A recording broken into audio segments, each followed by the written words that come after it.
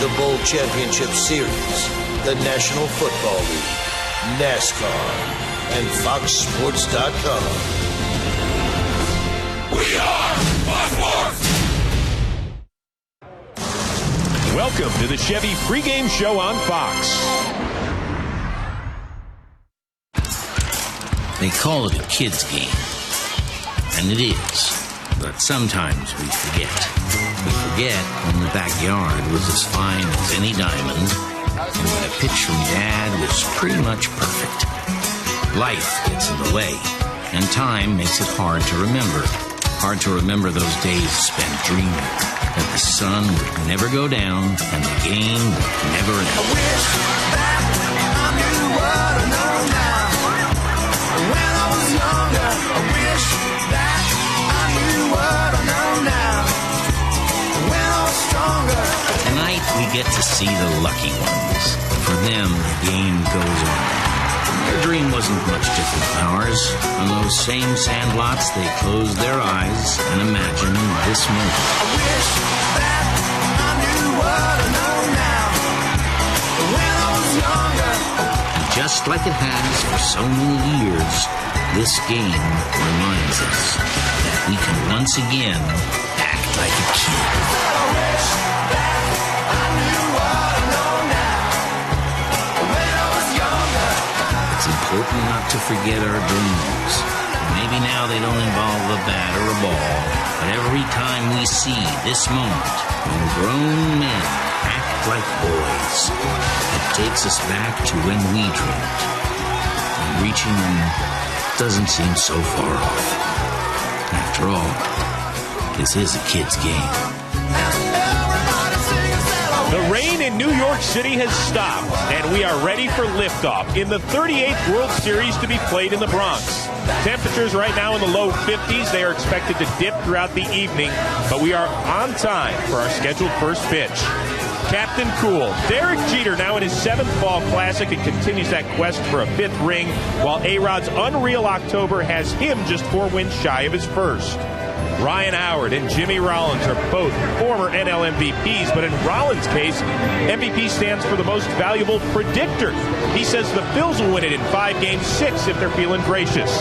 It's the defending champion Philadelphia Phillies and the New York Yankees. Game 1 of the World Series tonight on Fox. Hi, everybody, and welcome to New York City for the first ever World Series to be played right here in new Yankee Stadium.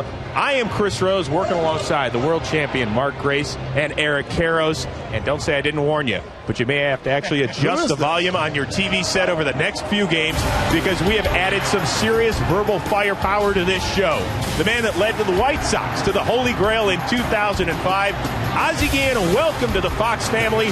You are officially a media member, my friend. Oh, no, please. Fox family is fine. Media, no way. Please. Let me here and let me talk about baseball. Okay, well, let's do that. You played here in New York City in the World Series. You coached here as well. It's a different animal, isn't it? Well, I think when you go to the World Series, and, that's the ultimate thing. I think that's the goal. That's the job you do all summer long. That's the best thing happen to you.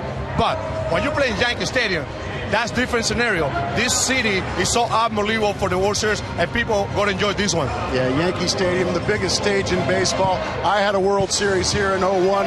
My team was victorious over the New York Yankees. However, here in New York, it wasn't so nice.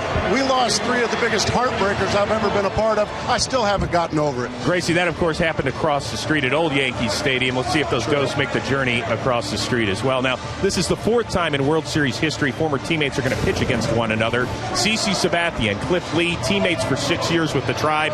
Both have won Cy Youngs, and EK both have been gems so far in the playoffs. Well, they really have. I mean, CC Sabathia, the ALCS MVP. Cliff Lee not getting a lot of hype, but this is a guy that really has had better numbers in the postseason than CC Sabathia. The guy gets by throwing at first pitch strikes. Now, this isn't a Rockies team, and this isn't a Dodgers team. This is a Yankee lineup. It'll be fun to see what happens. Well, season to me, wow, I think, believe me, the way he threw in 2009 post-game season series, he's been outstanding. I think it reminded me of Kurt Schilling, Josh Beckett when he was playing for us in the Marlins. And I think this guy is going to keep rolling. This guy is going to have a tremendous game. I'm disgusted with you two. A couple of former hitters talking about nothing but hitters. Hitters. Oh, look at me. But can we talk some offense, please? And we know about the Yankees. They're a murderer's row. We know about A-Rod and Jeter. But how about what the Philadelphia Phillies bring offensively to this series? This is the best offensive team in the National League. These guys come out, and they are led by Ryan Howard, the former MVP. He drove in 141 runs this year. That tied for most in Major League Baseball. And Jason Worth, he has now decided he is a postseason star. Hey, Ozzie, put on your managerial cap real quick. A-Rod's been so hot in the playoffs. Is he like Barry Bonds was in 2002? Is he that dangerous? Well, I don't know, because I think Alex is chasing a lot of bad pitches. But in the meanwhile, the way this kid's swing the bat right now, the way he's carrying this club in the 2009 postseason, I really be careful with him. Yeah, well, I got to be careful with Mark Teixeira, and I say that because he hasn't been real hot yet, hitting just over 200, and he had to get hot the last 2 ALCS games to get to 200. He's dangerous. You want to see home runs? You want to see some offense? I'd love to. You're in the right place in the right series, because for just the third time ever, the top 2 home run hitting teams in all of baseball are meeting in the World Series. The Yanks and Phils combined to leave the yard, get this, 468 times during the regular season. 12 players clubbed at least 20 big flies. Well, you can see how the 2 teams stack up right before first pitch at worldseries.com/Chevy and enter for a chance to win a new Chevy or tickets to the World Series. So may the best team win at worldseries.com/Chevy. Our guys give their predictions when we come back.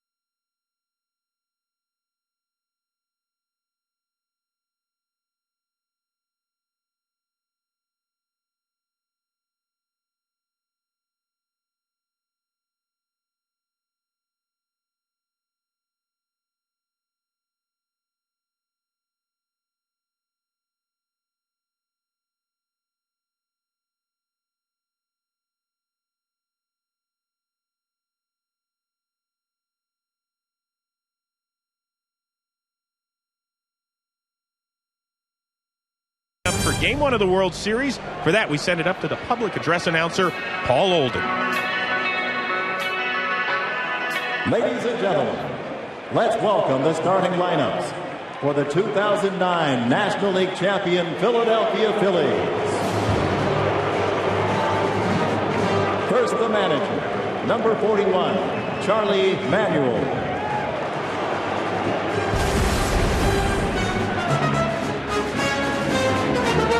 Leading off, shortstop, number 11, Jimmy Rollins.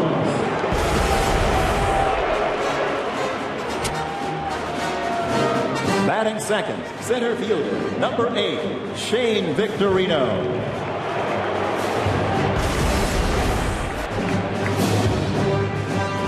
Batting third, second baseman, number 26, Chase Utley.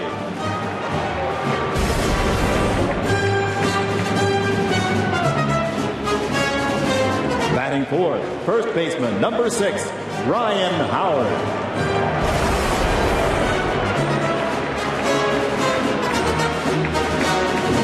Batting fifth, right fielder, number 28, Jason Worth.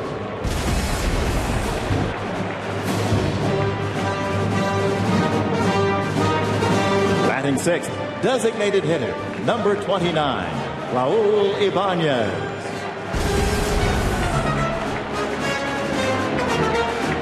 Batting seventh, left fielder, number 10, Ben Francisco.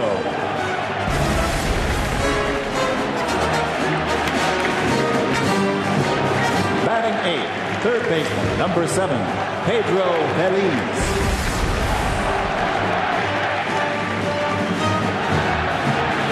Batting ninth, in the bullpen, the catcher, number 51, Carlos Ruiz. And warming up in the bullpen, the starting pitcher, number 34, Cliff Lee.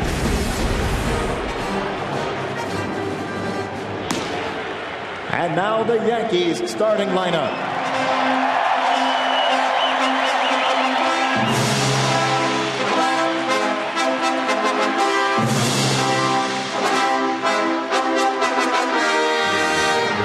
First, the manager, number 27, Joe Girardi, number 27.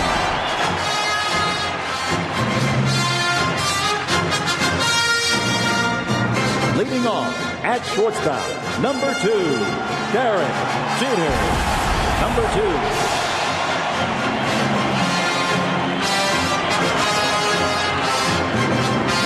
Batting second, left fielder, number 18, Johnny Damon, number 18. Batting third, first baseman, number 25, Mark Teixeira, number 25.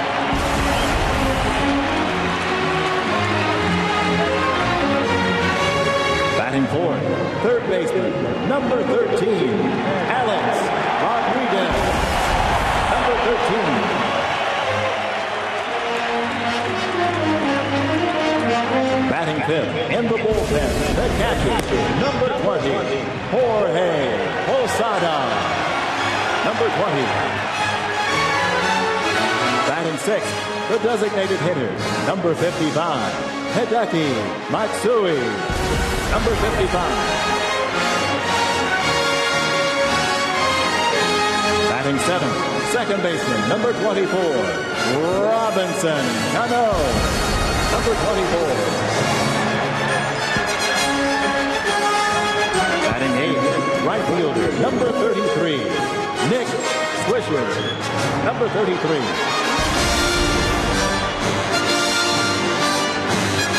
Batting ninth, center fielder, number 53, Melky Cabrera, number 53.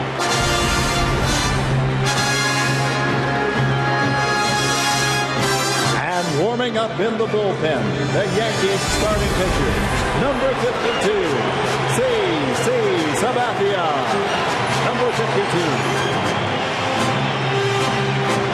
Ladies and gentlemen, your 2009 American League champion, the New York Yankees.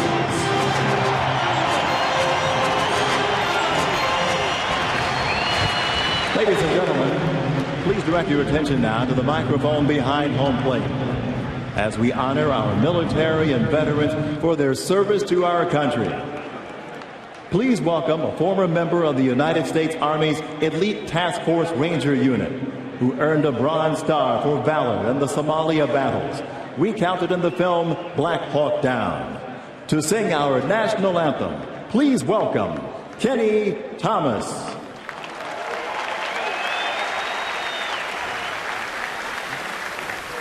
Oh, say, can you see by the dawn's early light what so proudly we hailed at the twilight's last gleaming, whose broad stripes and bright stars through the perilous fight, oh, the ramparts we watched were so gallantly streaming, and the rockets' red glare, the bombs bursting in air, gave proof through the night that our flag was still there. Oh, say does that star-spangled banner yet wave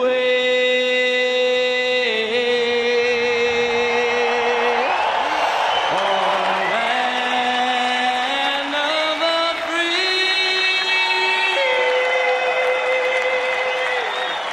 and the home of the brave.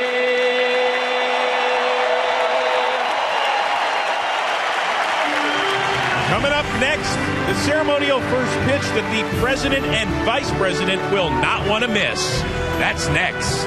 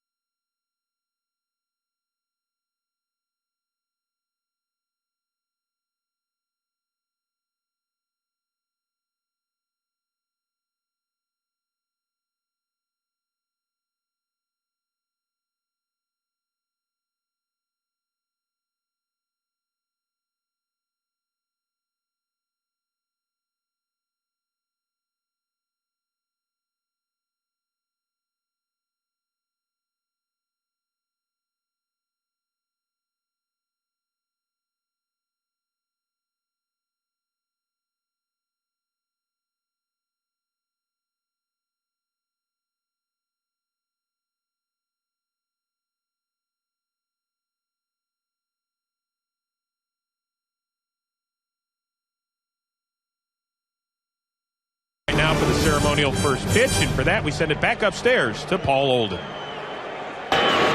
For tonight's ceremonial first pitch, we pay tribute to the men and women of the military who have served our nation so bravely. Joining our ceremonial first pitch honoree at the mound, please welcome a World War II veteran of the D-Day invasion and one of the all-time Yankee greats, Yogi Berra. He is accompanied by the Second Lady of the United States, Dr. Jill Biden, and the First Lady of the United States, Michelle Obama. To throw out tonight's ceremonial first pitch, please welcome a veteran whose sacrifice and dedication to our freedoms are an inspiration to us all. He is a West Point graduate who served in the 1st Cavalry Division in Iraq and was severely injured by a rocket-propelled grenade in Baghdad in August of 2004. His bravery and actions that day have earned him a Bronze Star with Valor and a Purple Heart. Please welcome retired Army Captain Tony Odierno.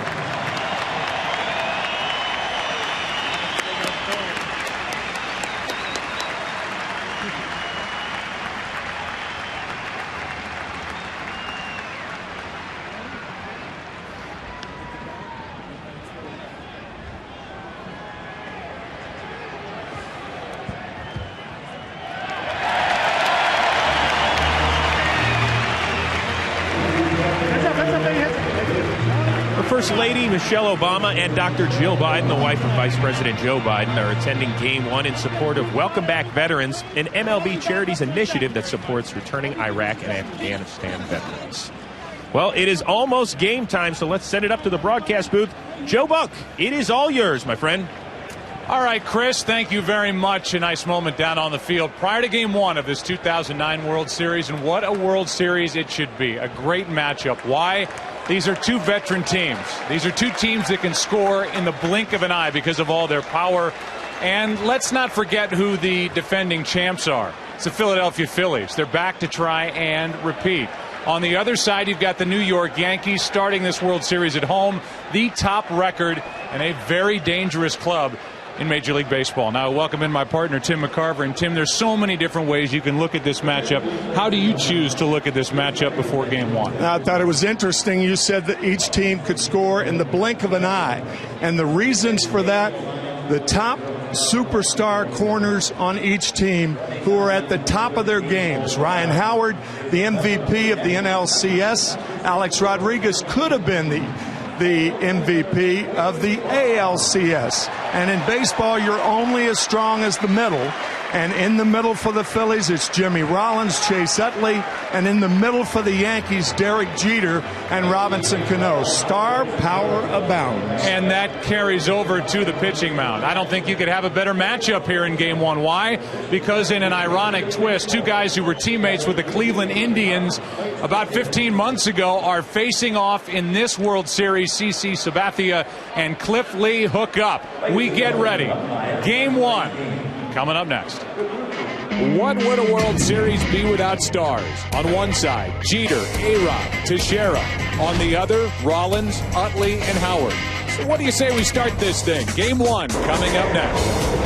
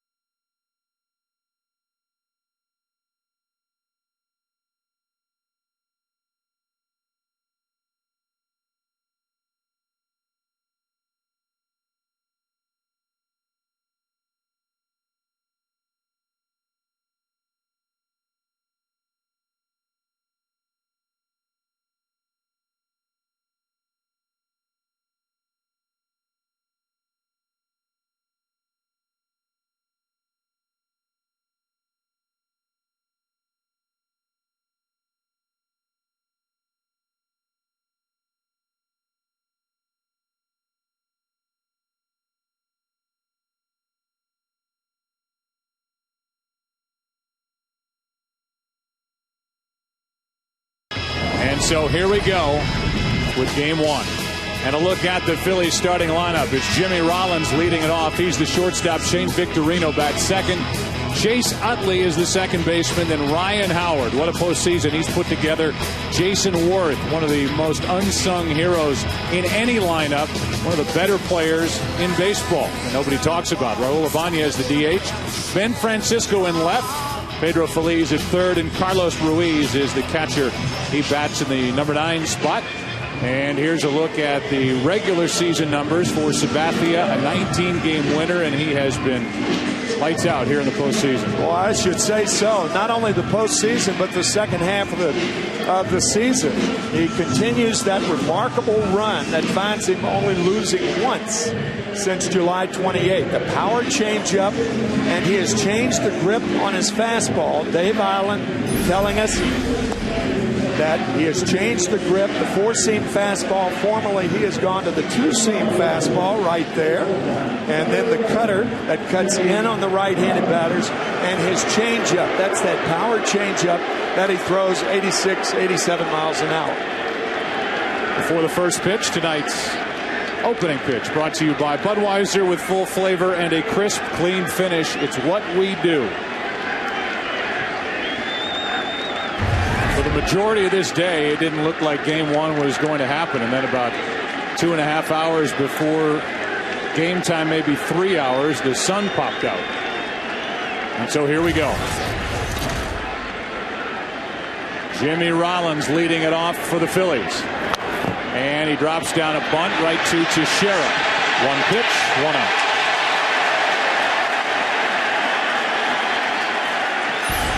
Take a look at the Yankee defense in the outfield. No surprises. Johnny Damon, Melky Cabrera, Nick Swisher.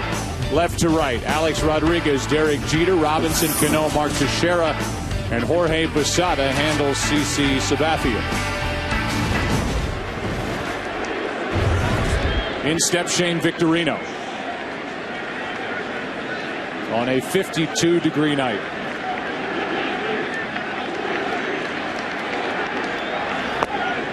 And that misses inside, ball 1. Victorino went deep, hit a grand slam off Sabathia last year during the division series when CC was pitching for Milwaukee, as the Phillies made their way to the World Series and then beat the Tampa Bay Rays in 5 games. A 1-0.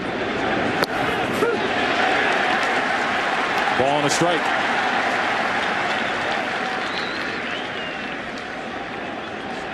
Talked about this so much during the postseason. CC Sabathia, a totally different pitcher now than he was even a year ago. That foul tip caught a piece of Jorge Posada, strike 2, as Victorino went after a pitch that was up, and now he's in the hole 1 and 2.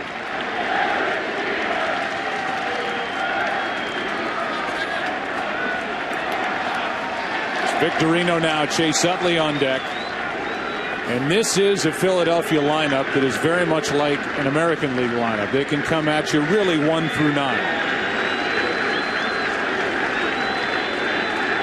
In my opinion, the only team right now built in the National League to win a World Series is they'll try to go toe-to-toe with the New York Yankees. Change up on 1 and 2. And a little pop-up. Teixeira gives way to Cano. 2 out. Tonight's Home Depot, tools to victory.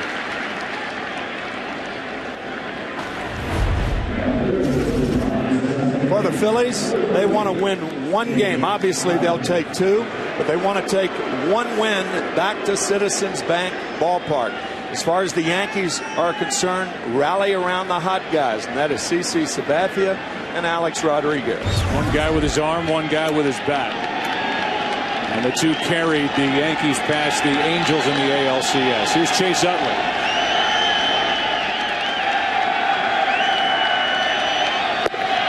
Strike 1. Utley is putting together a brilliant career while playing second base defensively. And you start looking at where he stacks up all time, and you combine on-base percentage and slugging percentage. It is eye-popping what he's done in his time with the Phillies. That pitch is low. A ball and a strike.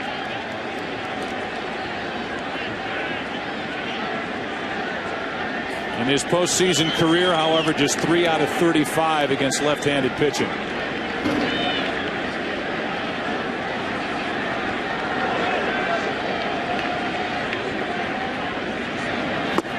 Good pitch and under his hands. Strike 2. That's when National League pitchers try to pitch Utley inside because he stands right on top of the plate. That's a two-seam fastball running in under the hands of Utley.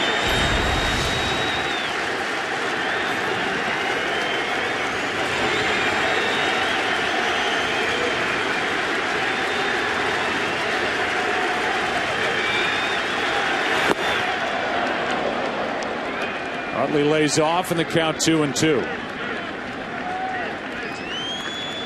Talk about Alex Rodriguez coming off hip surgery, which happened in March. Chase Utley had hip surgery in November. During the regular season, hit 31 home runs. In fact, Alex Rodriguez called Chase Utley for counsel prior to his operation. Now a 2-2. Full count. What kind of a year did Utley have with the 31 home runs? Well, he's one of 4 players in this Phillies lineup with 30 or more home runs. Yankees had 7 in their lineup with 20 or more.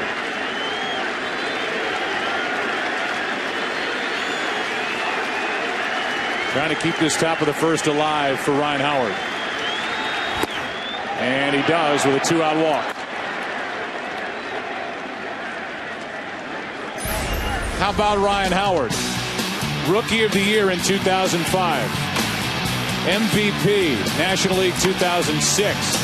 And he's had 4 straight seasons with 40 or more home runs, 130 RBIs, and was the MVP of the National League Championship Series. As you can see, some of the raindrops hitting our camera lens down at the end of the dugout. As Howard digs in, he steps in with 14 RBIs this postseason, 2 home runs, and an average of .355.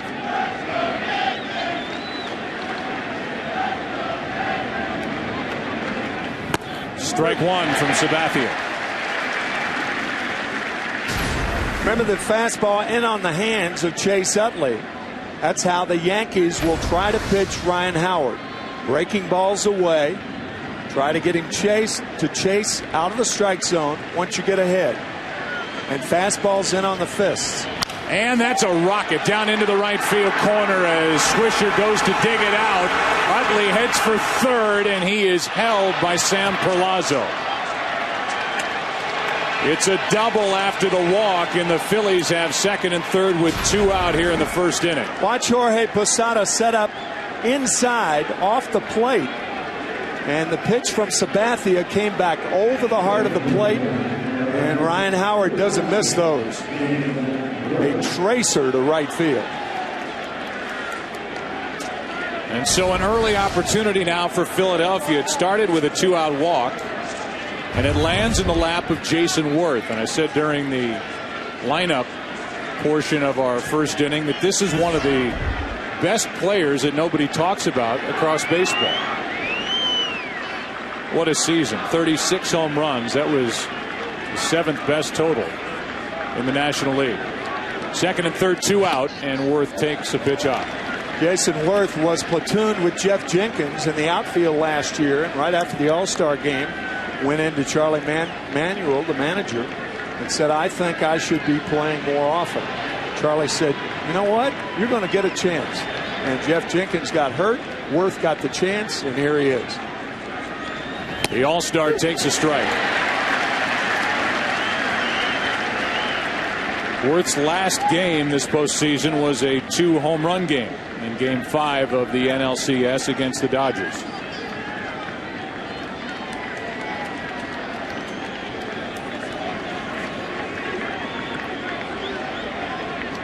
A 1-1. Ball 2.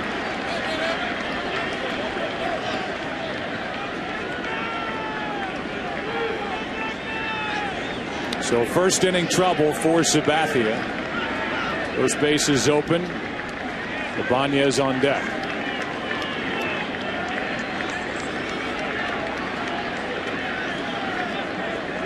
Phillies trying to get a lead for their starter Cliff Lee. Way high with a fastball, and it's 3-1.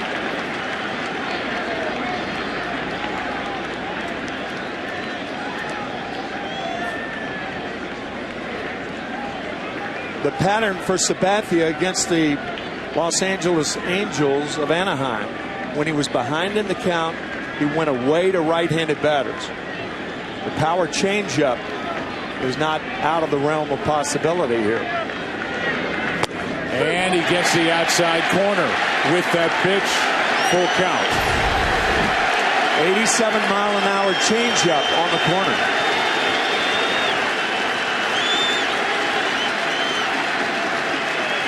When to try to overpower and when to tease.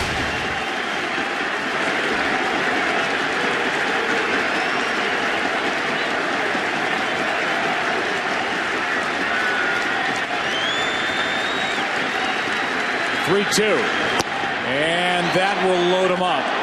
2 walks, a double in the middle of them, and the bases are loaded with 2 away. That looked like a little cut fastball on the outside that missed, went around the plate. And the Phillies have loaded him up here in the first inning. And it brings in Raul Ibanez. Ibanez handles left-handed pitching. In fact, a better average against left-handed pitching during the regular season than against right-handers. 285 average compared to 267. Bases loaded for Philadelphia. And a ball down and away from Sabathia.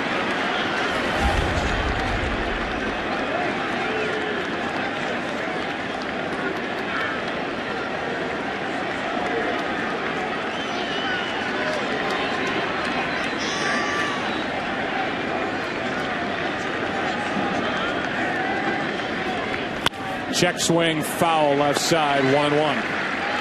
Home plate umpire is the crew chief. First time he's been a crew chief in the World Series. This is his 4th World Series, 26 years in the big leagues. Jerry Davis.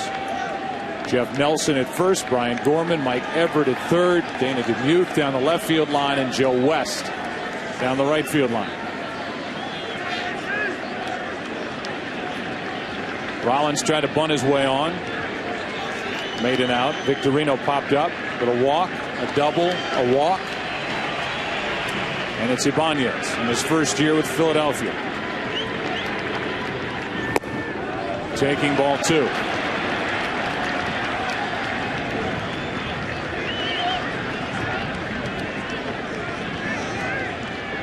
A 22-pitch first inning for Sabathia right now. Bases loaded, 2 balls and a strike. Ibanez will get a fastball right here. Try to capitalize.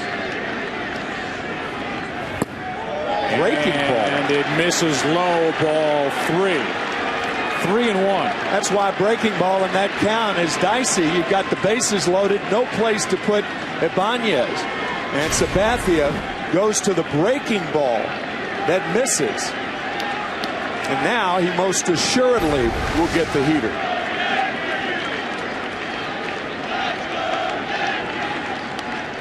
Three-1 pitch is chopped to second. 2 hops to Cano. And after all that, the Phillies come up empty. A hit, 2 walks, leave the bases loaded. A half inning in the books in the World Series. No score.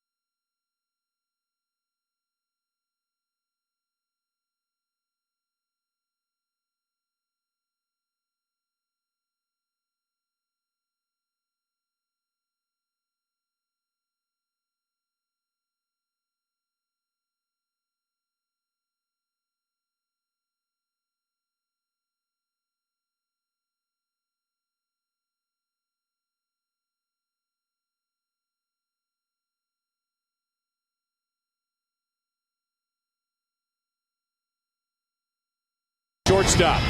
Johnny Damon bats second and left. Mark Teixeira hits third, the first baseman, and Alex Rodriguez putting together a brilliant postseason here in 2009. Jorge Posada, Hideki Matsui, the DH. Robinson, Cano, Nick Swisher, and Melky Cabrera is the center fielder batting ninth. And that group is facing this left-hander who has been terrific with the Philadelphia Phillies, not just in the regular season, not just him right after they got him, but here in the postseason, virtually unhittable. 2-0 in 24 and a third innings in the postseason. He has struck out 29 and walked only 3. He works lightning fast, and he can match Sabathia's changeup.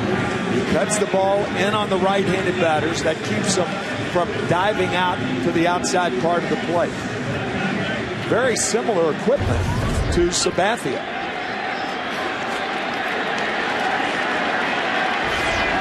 Jeter first in there for New York.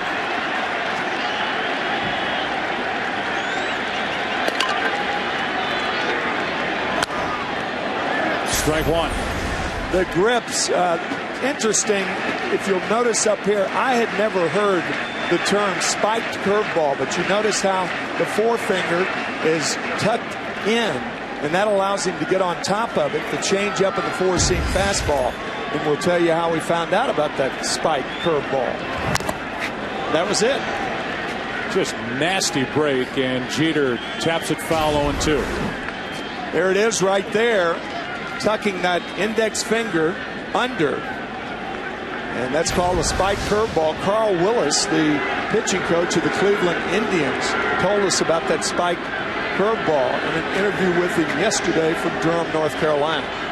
Here's an 0-2. And a good start for Cliff Lee as he strikes out Jeter on 3 pitches. It's about as good as you can do, and Cliff Lee makes a statement with the first hitter tonight for New York. That looked like a cutter, so after the spiked curveball, the cutter out of the strike zone gets Jeter. And brings in Johnny Damon. Johnny Damon, of all the pitchers who are active across the big leagues, he has his lowest average against Cliff Lee, just 2 out of 22. And he takes ball 1.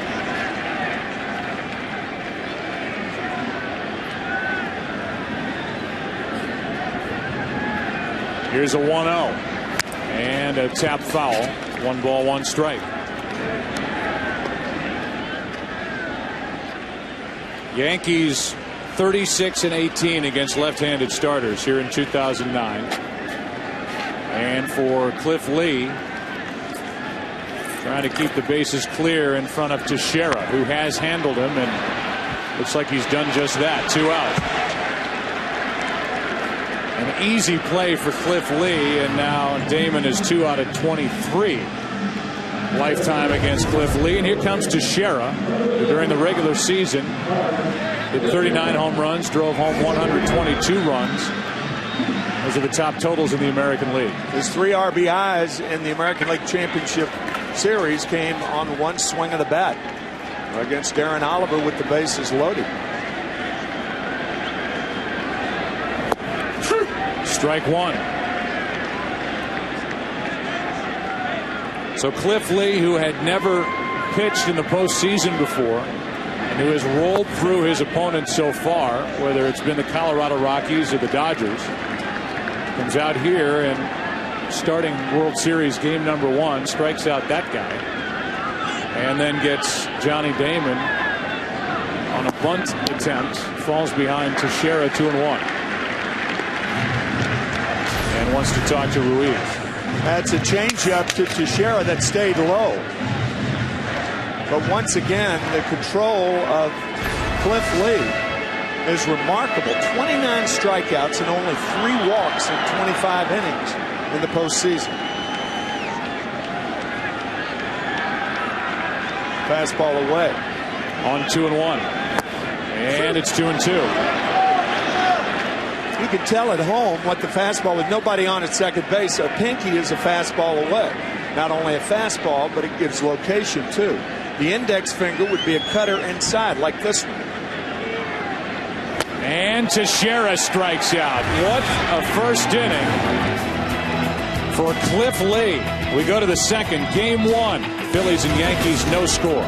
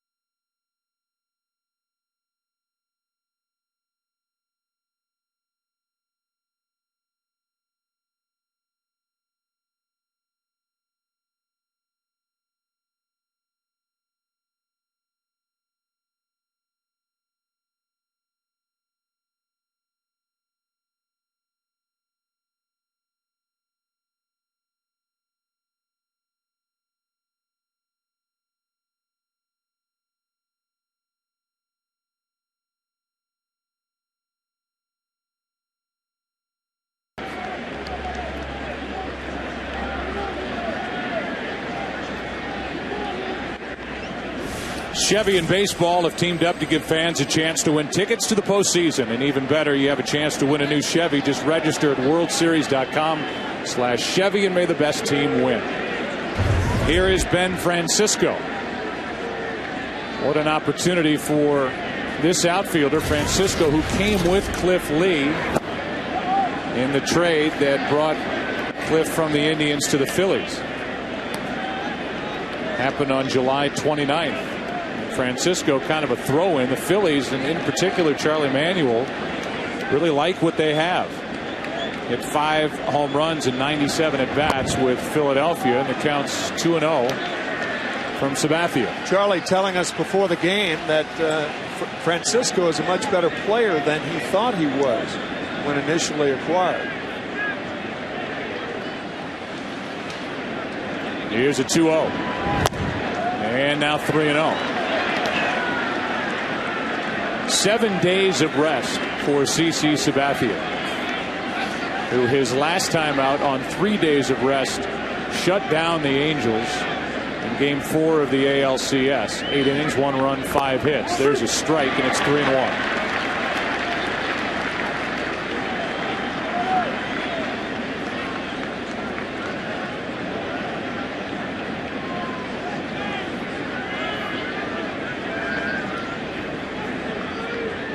Now the 3-1. Francisco fouls it out of play. Full count.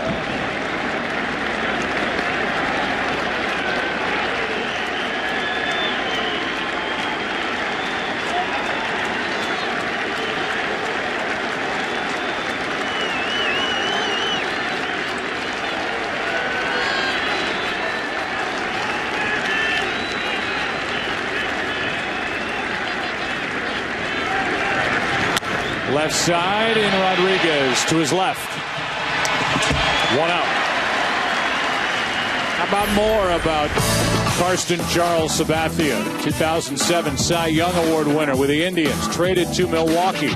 Brilliant down the stretch, but lost in the postseason. Signs with the Yankees in December, and after winning 19 games during the regular season, 3-0 with a 1.19 ERA this postseason. And as you can tell, that smile lights up a camera, doesn't it? He has an infectious personality and doesn't seem to worry about much. One of the reasons why I'm sure it worked out here right out of the gate for the most part in his first year. That big contract, $161 million to come to the Bronx.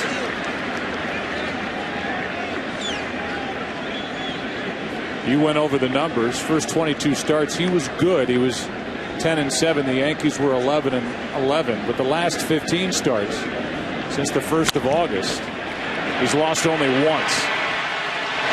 Jeter guides it over to first with that wet baseball, and 2 groundouts start the second. We've been talking about nothing but weather since the postseason started, at least when we've been here in New York. It's 52 degrees. It's raining. It's misting. Said the weather had moved out of here, but most came prepared because it was just a nasty day. And it wasn't misting all day. It was pouring.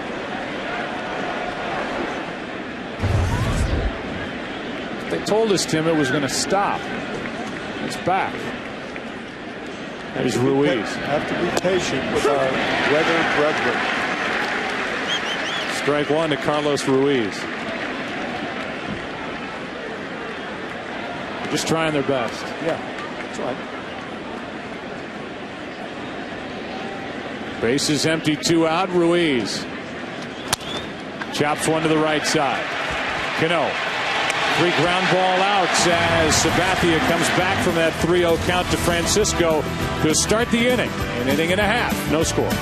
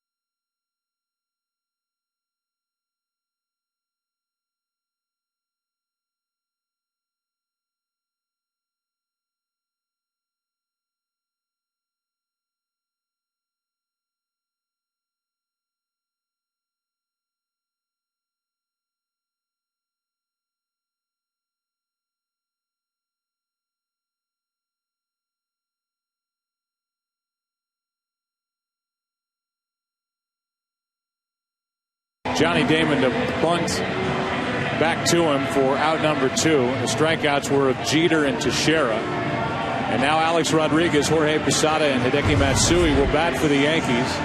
No score. Bottom of the second. First World Series at bat in his 16-year career for Alex Rodriguez. And offensively, Alex Rodriguez is the biggest reason why the Yankees are in the World Series here in 09. Strike one from Cliff Lee.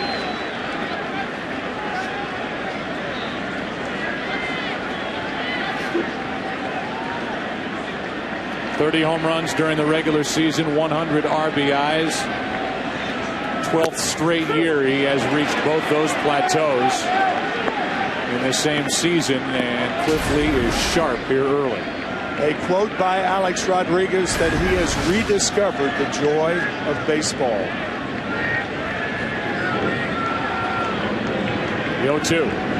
And that is foul. Out of play off to the right as the rain and the wind pick up a little bit here in the bottom of the second. And just to go through the numbers, the last 3 postseasons for Rodriguez coming into 2009, he hit a combined 159 with 1 RBI, which came on a solo home run. That is it.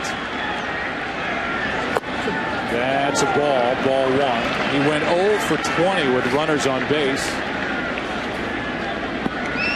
This year he's hitting .412 with runners on base. And here in 09 he has 3 game-tying home runs in the 7th inning or later. 3 of his 5. And he strikes out to start the second. Man, you talk about razor sharp. Cliff Lee with the cutter to get Rodriguez. 3 strikeouts in his first 4 batters. Cliff Lee 1-1 against the Yankees this season. He actually made the start for the Cleveland Indians when the Yankees and Indians opened up this stadium on the 16th of April. He and CC Sabathia faced one another. Ball 1 high. In that game, Cliff Lee got the win. Sabathia was okay. The bullpen imploded for New York that day. Here's a foul off to the right, 1-1.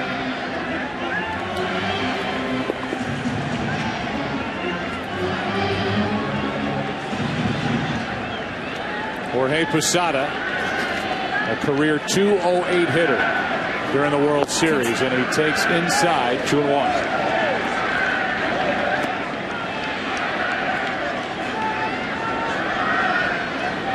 7th World Series for Posada. The 2-1. 3-1. Good spot for Posada here. He will get a good fastball to hit. Count 3-1. Hitters look inside. Try to jerk one. And instead he floats one into right. The Yankees have their first base runner of game 1. Base hit Posada with Matsui coming up. Good hitting by Posada. Now, I guess all pitchers have rituals. And the one thing in talking to Carl Willis, the Cleveland Indian pitching coach yesterday, he said before every inning, watch Cliff Lee. He'll wind his arm around 3 times and do a simulated pitch off the back of the mound to visualize the drop when he turns and throws toward home plate.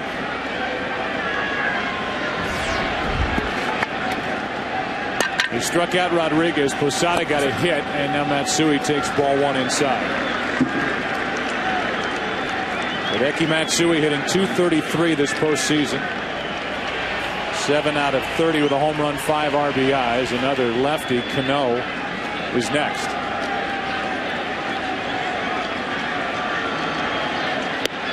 That's inside again, 2-0.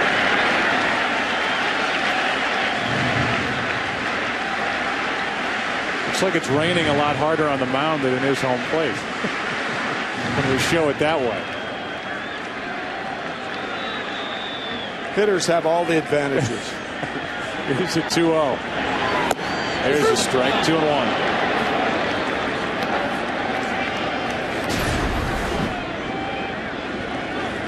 Talk about the difference, Tim, with the mound and the plate. And at the release, it's 91 miles per hour. At the plate, 83 miles per hour. That is our Fox-Trax Plus.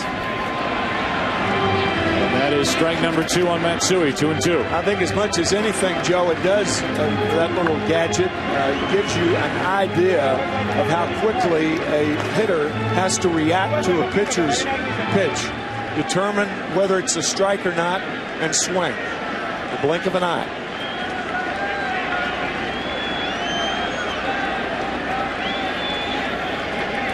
And a changeup gets Matsui as we peek into the glove of Cliff Lee. Strikeout number 4.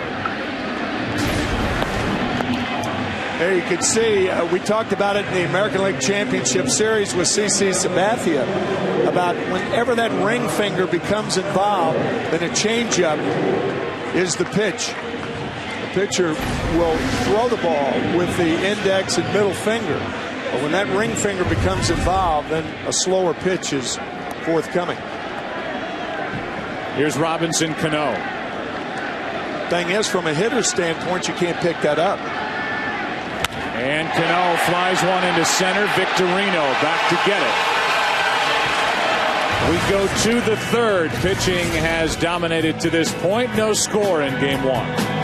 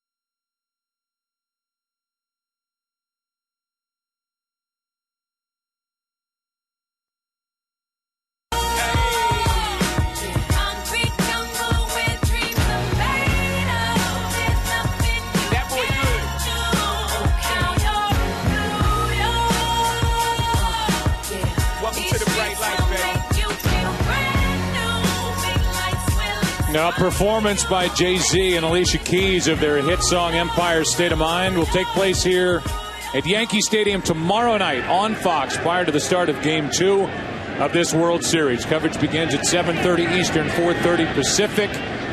They were supposed to perform for Game 1. Weather was so bad they couldn't rehearse, so tomorrow night is the night, and we look forward to that, and so should you, and you can join us as our coverage starts at 7:30 Eastern, 4:30 Pacific. Here is Jimmy Rollins, top of the order for Philadelphia, no score. Rollins, who tried to bunt his way on. Pushed it right to Teixeira his first time up. He's 0 for 1 and 10 out of 42 this postseason. Victorino, then Chase Utley.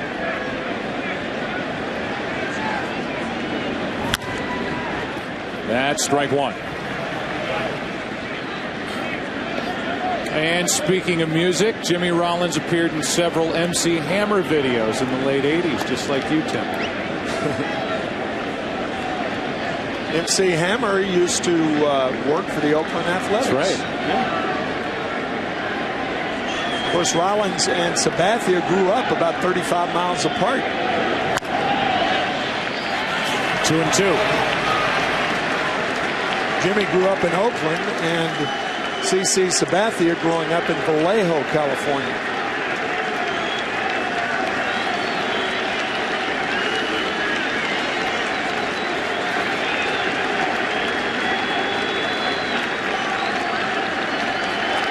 Two balls, two strikes.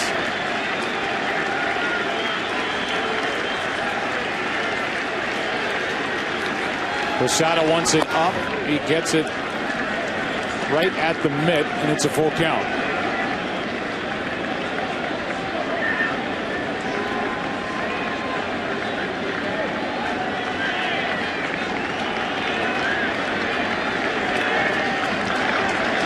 Here's the 3-2 pitch, and a fly ball well hit into left center field. Back at the track, caught by Cabrera.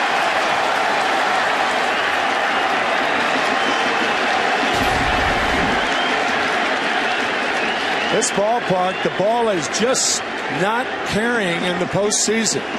The Yankees played one game this year on June 18th where no home run was hit by either team. They played two here in the postseason. The Yankees have hit two. The opposition has hit zero. Nada. So Jimmy Rollins talking to himself back in the dugout. Ryan Howard thinking about an at-bat. He has the only Philadelphia hit. There were two walks around that double in the first inning, but Sabathia got out of trouble by getting Ibanez. First pitch, a ball to Victorino.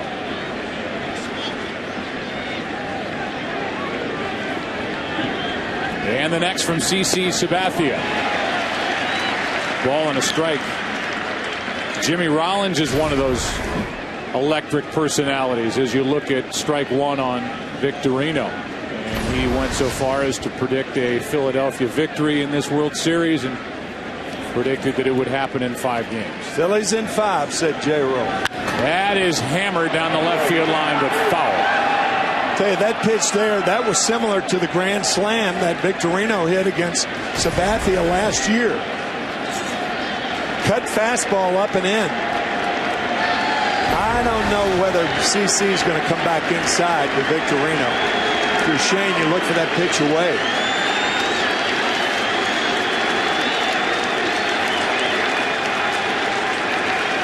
On 1-2. And a check swing didn't go around. 2-2.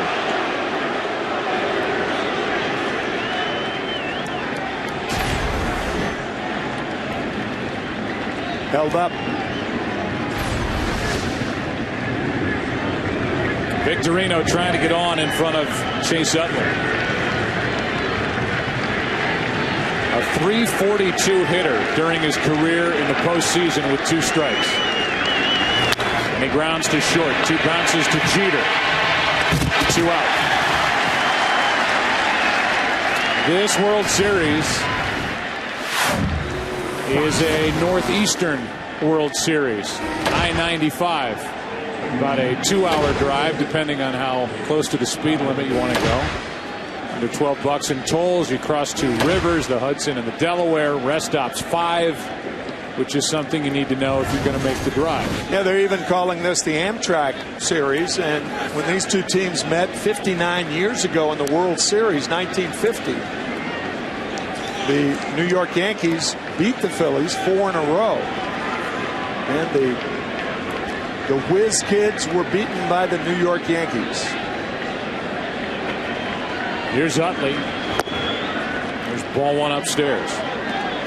This is the 7th World Series for the Philadelphia organization. They're 2-4 in the previous 6. They won in 1980 over Kansas City, 4-2, and they won last year, certainly behind Charlie Manuel over Tampa Bay. Here's a foul backing out of play. 1 ball, 1 strike. On the other side, you've got the Yankees. They just wrapped up their 40th pennant. And so they're in the World Series for the 40th time. This is the 105th World Series as we play here between New York and Philly. The Yankees have won 26 World Championships, but none since 2000 when they beat the Mets. Strike 2 on Utley.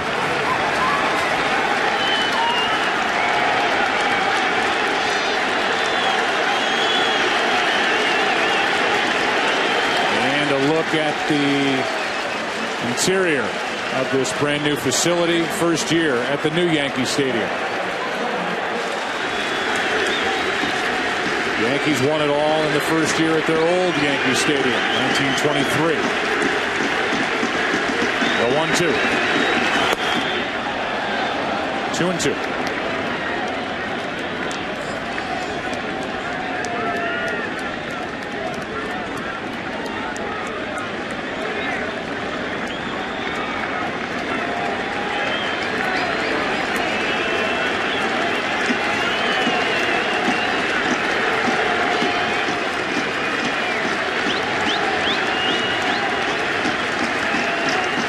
He shook off 3 breaking balls and then a fastball away. I think he wants to come inside on Utley.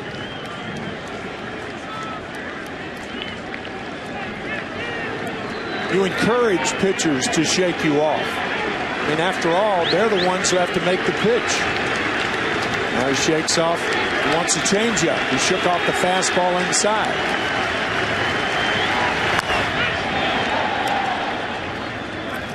Still 2-2.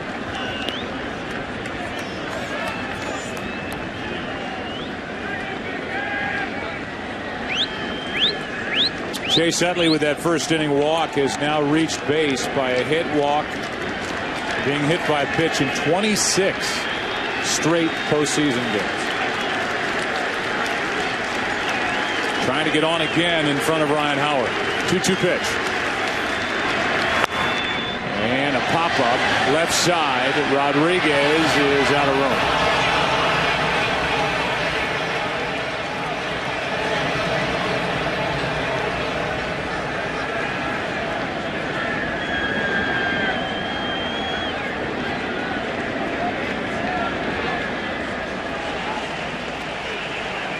First year in the new stadium, the Yankees won it in 1923. Lost in the World Series during the renovation.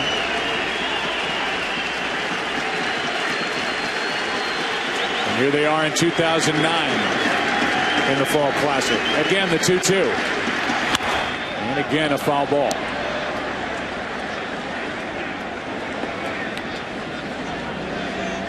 These two lineups would love to make these starting pitchers work here tonight. Try to get at either the middle or the setup relief in each bullpen.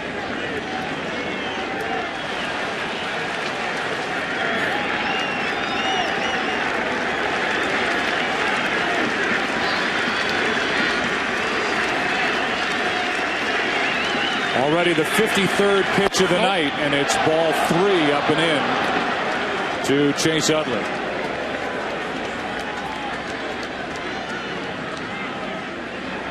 So the Phillies have made Sabathia work.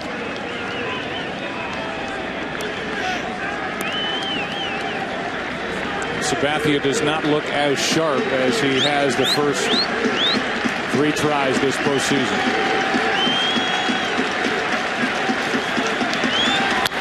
That ball is hit down the right field line into the corner.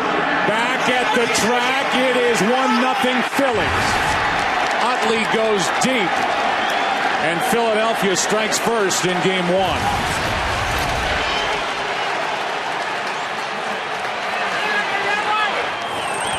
second home run this postseason for Chase Utley, and that quiets this packed house at Yankee Stadium. Jorge Posada put down the index finger, fastball away. Sabathia, a fastball in the fat part of the plate. And it was Utley who hit 31 home runs during the regular season to get the first one here in the World Series. Third career World Series home run for Chase Utley. He went deep twice last year against the Rays, and now Ryan Howard takes ball one low. So there is the first home run hit against the Yankees here at this Yankee Stadium this postseason, as they play their 6th home game. A 1-0. Howard went around, 1 ball, 1 strike. Joe, he fouled off some very, very tough pitches, did Utley. Fouled him off the other way and finally caught up to that fastball.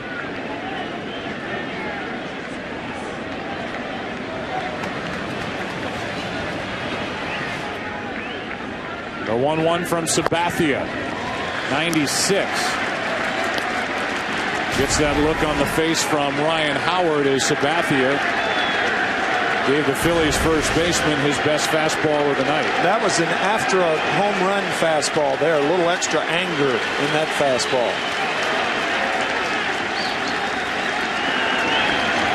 And he ties up Ryan Howard to end the top of the third, but the Phillies score first, and it's their second baseman, Chase Utley, going deep. 1-0 Philly after 2.5.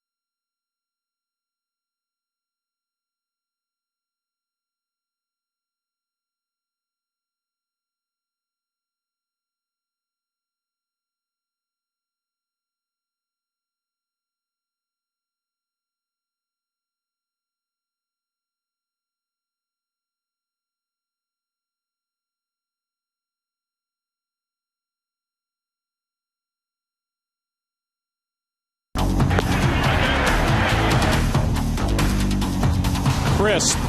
That's how you would have to describe this night and the pitching stuff of Cliff Lee after 2. 4 strikeouts, the 1 hit, No walks. Around the plate with everything. He misses barely. Ball one. A little extra look in at the home plate umpire, Jerry Davis. 1-0 Philadelphia on the home run by Chase Utley. And now a ball and a strike on Nick Swisher, who is just 4 out of 32 this postseason. The 1-1. Ball's down, 2-1. It'll be Swisher, then Cabrera, then Jeter.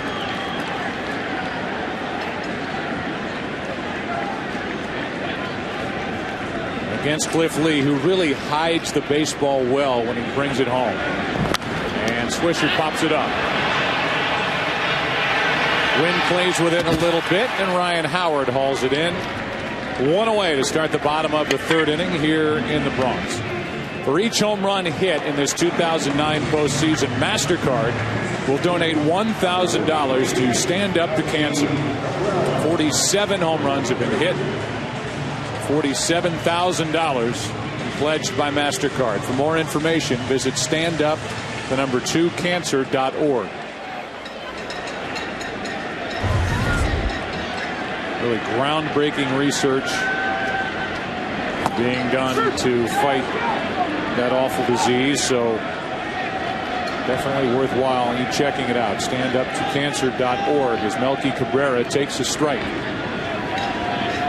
And now the next from Cliff Lee, down and in, 1 ball, 1 strike.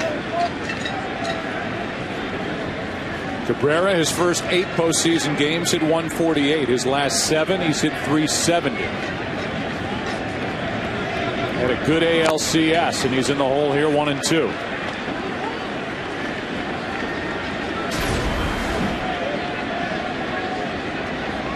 Or you could see that cutter cutting down and in to Melky Cabrera. And Cabrera pops it up right side for Utley. 2 out. And nothing very loud off the Yankee bats so far tonight. Join Major League Baseball in helping our returning veterans. Log on to MLB.com or welcomebackveterans.org for more information on how you can make a difference. And now with 2 out, nobody on, here is Jeter, who struck out his first time up.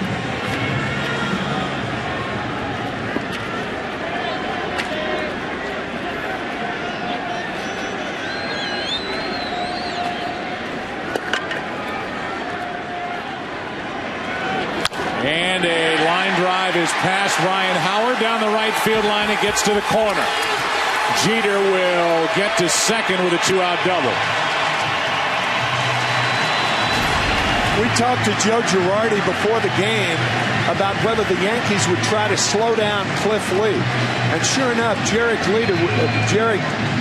Jeter was very deliberate before stepping into the box there. He took his time, as he often does. He put his right hand up, and sure enough, on the first pitch, he doubles down the right field line. But that is part of the Yankees' strategy tonight, is to try and slow down the motion of Cliff Lee. He's working very, very fast and working to his rhythm and not to the Yankees thus far. There's Johnny Damon after the double. Ball 1. Derek Jeter started this night with a career .414 average during the postseason against left-handed pitching. And he is now 12 for 29 in his career against Cliff Lee. Damon takes a strike.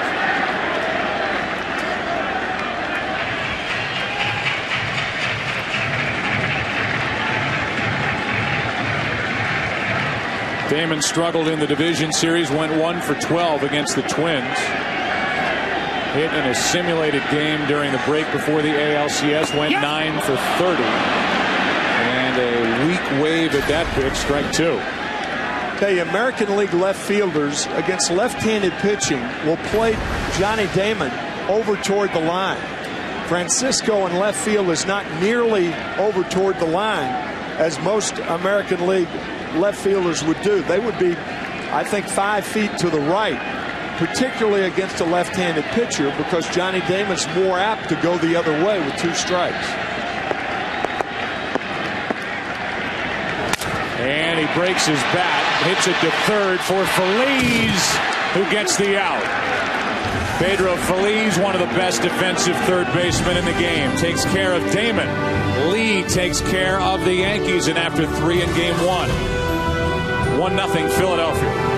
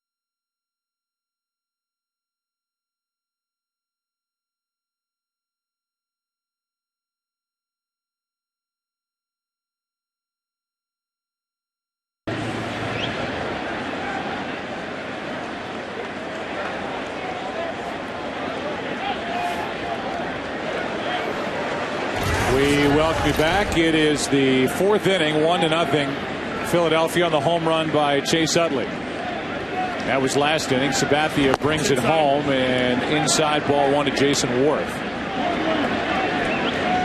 Last 2 seasons, including the postseason, you see what he's done against left-handed pitching. 31 home runs, most across baseball. Had a chance to visit with Joe Girardi, the Yankee manager. We'll play that for you during this 4th inning. Up above, tonight's aerial coverage brought to you by DirecTV. For the most sports in HD, call 1-800-DirecTV. Rain has let up quite a bit. And the 1-1. Change-up foul back, and that's strike 2. Some of the celebrities who are here tonight. Mark Messier, Giuliani, Alec Baldwin, Kate Hudson, Kurt Russell, Jeff Gordon.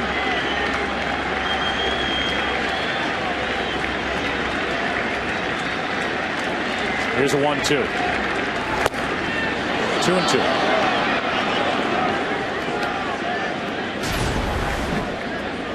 That fastball missing to Jason Worth. I'll tell you, Jason Worth can handle that pitch inside.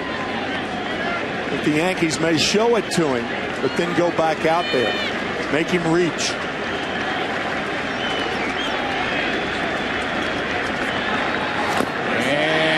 fooled on the pitch. Posada finishes the play. One out. Here's our visit with Joe Girardi, and the first question was about what he's seeing so far from his left-hander Sabathia. He hasn't been quite as sharp with the location of his fastball, and they've gotten him in some long counts. He's done a pretty good job of minimizing the damage to the solo home run to Utley, but they've made him work hard. And it looks like you're going to have your hands full with Cliff Lee. Yeah, he's doing a good job of getting ahead of our hitters, elevating at times when he's ahead, throwing the cutter. He's done a nice job so far. Have you been told anything about this weather? Is this something that's on your mind? Not really. I think we're going to get some drizzle during the course of the night, but I think we should be okay. I think the heavy stuff is gone. Congratulations on winning the pennant and being here in the World Series. Thanks, guys. All right. Second year as manager of the New York Yankees, the 45-year-old Joe Girardi, who has 3 rings from his days as a player with the New York Yankees, playing for Joe Torre. 96, 98, 99. Good fastball from Sabathia. The count 1-1 on Ibanez. Blows this one by Raul. We talked about the signing of CC Sabathia. What about the Phillies and the foresight of signing Raul Ibanez? He signed on December 16th, one of the great postseason signings in recent history. And he is fooled on that pitch. Strike 2. That's the second check swing of the night to Ibanez. You know what I mean? I mean, most teams, they win a World Series. They don't go out and sign free agents. The Phillies knew they had a weakness in left field. They immediately signed Ibanez. And has he ever delivered this year? 1-2. And that skips in there. It was the right move. A lot of money, but it turned out to be the correct decision made by Ruben Amaro Jr., who is the general manager, taking over for Pat Gillett for the Philadelphia Phillies, and a very talented general manager is Ruben Amaro, helping to put this team together for Charlie Manuel.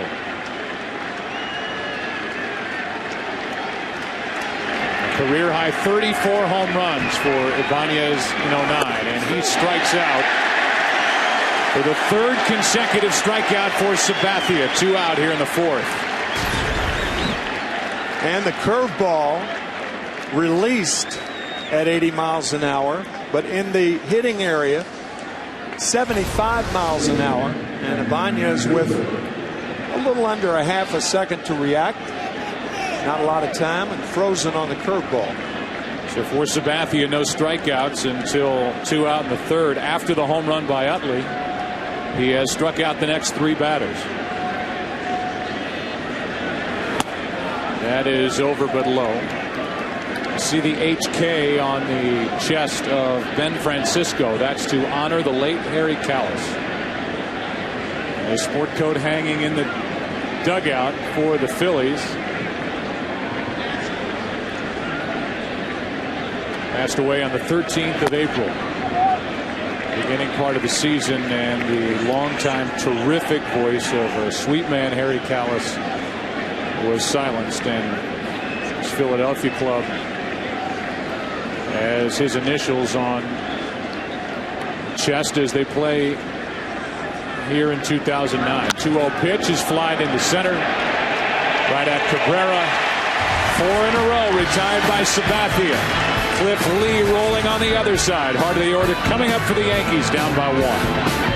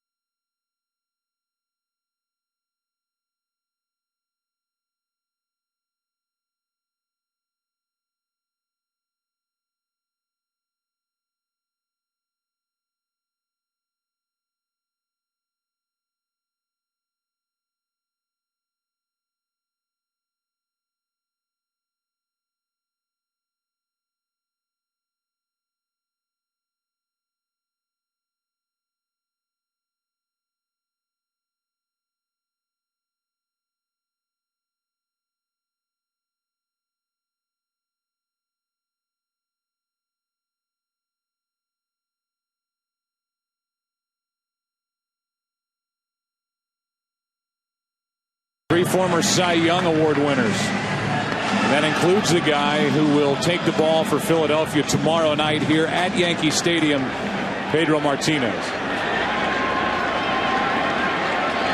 Will take on A.J. Burnett. Right now, 1-0 Philadelphia. Bottom of the 4th inning, heart of the order for the Yankees. Teixeira first up. Struck out his first time. Took the ball. And now another 2-0. Slow start to the ALCS for Teixeira. Had 4 hits and 4 RBIs the last 2 games. As that series went 6. 2-0 pitch is in for strike 1.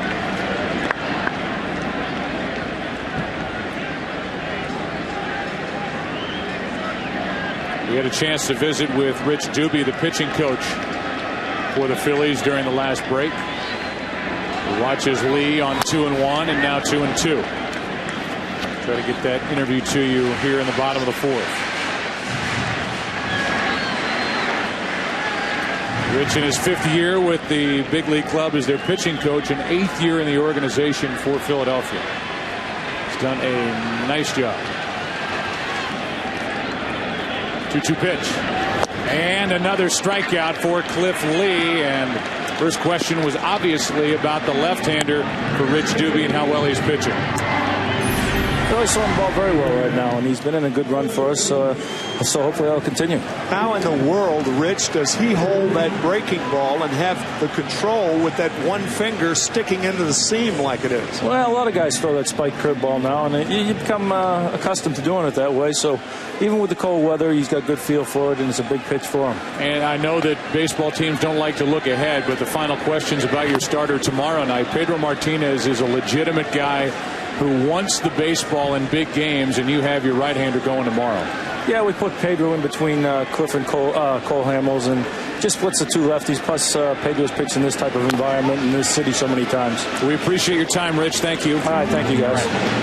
0-2, the count on Rodriguez, who is set up for another strikeout, and Lee has struck out 5 through 3 1/3. Here's that pitch that Rich Doobie is talking about. And you can see that index finger. And there is the spike curveball. That was to Derek Jeter earlier.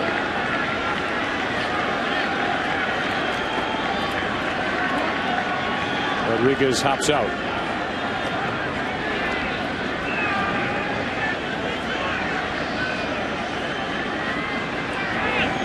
And now too far inside, drives Rodriguez off the plate. A ball and 2 strikes.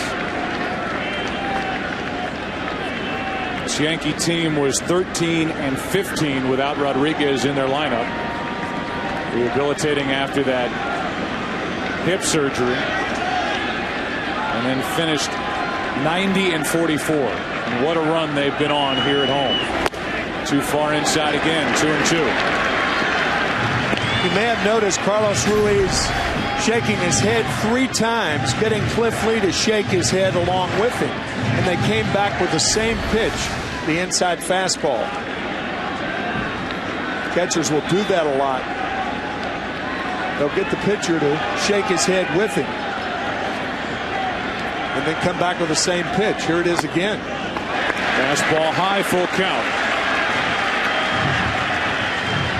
Talked about the Yankees' record at home, 36-8 here in their new home stadium since the All-Star break. 5-0 here at home during the postseason.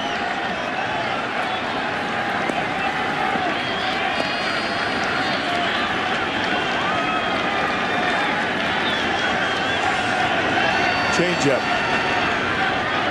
And another strikeout for Cliff Lee, the 6th of the night. And he has 4 against the combination of Teixeira and Rodriguez. That was an interesting pitch on the 3-2 count. Cliff Lee and Ruiz started Rodriguez off with a changeup and finished him off with a changeup. It's a pretty good job of pitching right there. Changeup, 5 fastballs, changeup to get it. And now Posada, who has one of the 2 Yankee hits, Phillies have only 2 hits, but one of them left the park off the bat of Chase Utley. Ball 1 outside.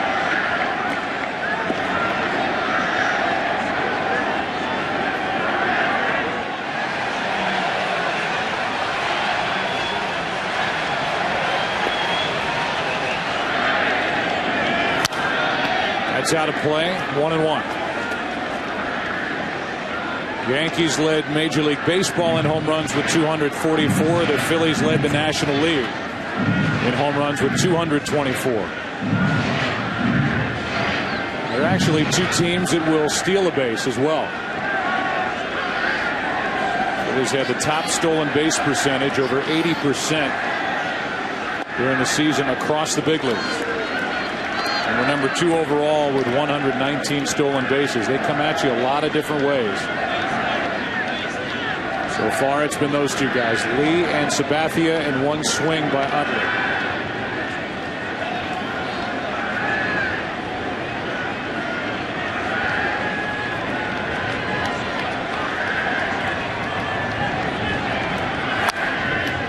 Two and 2.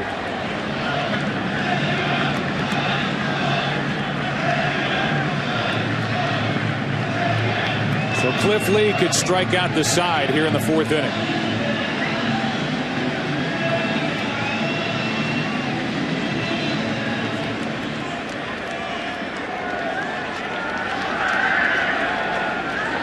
And he does. 7 strikeouts on the night. We go into the 5th inning as Cliff Lee took care of Teixeira, Alex Rodriguez, and then Jorge Posada. 1-0 Philadelphia. Back after this from your local Fox station.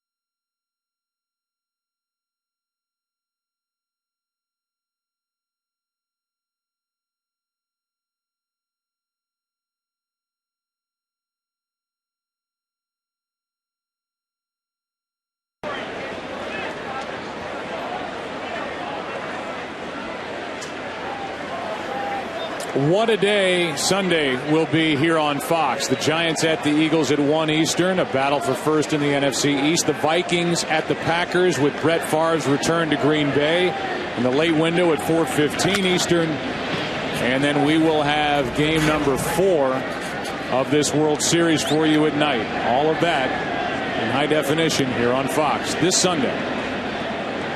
Pedro Feliz grounded out his first time. And there are his numbers in his postseason career. Ruiz will follow, and then Jimmy Rollins against Sabathia. And it seemed like the home run by Chase Utley kind of steered CC Sabathia back into the right lane, because he has been really good with 3 consecutive strikeouts. He got Francisco on a fly ball out, and he's 0-2 on Feliz. Now he strikes him out. Strikeout number 4 for Sabathia. Both left-handers dealing with a great deal of confidence now. On the 0-2 pitch, Feliz is called out.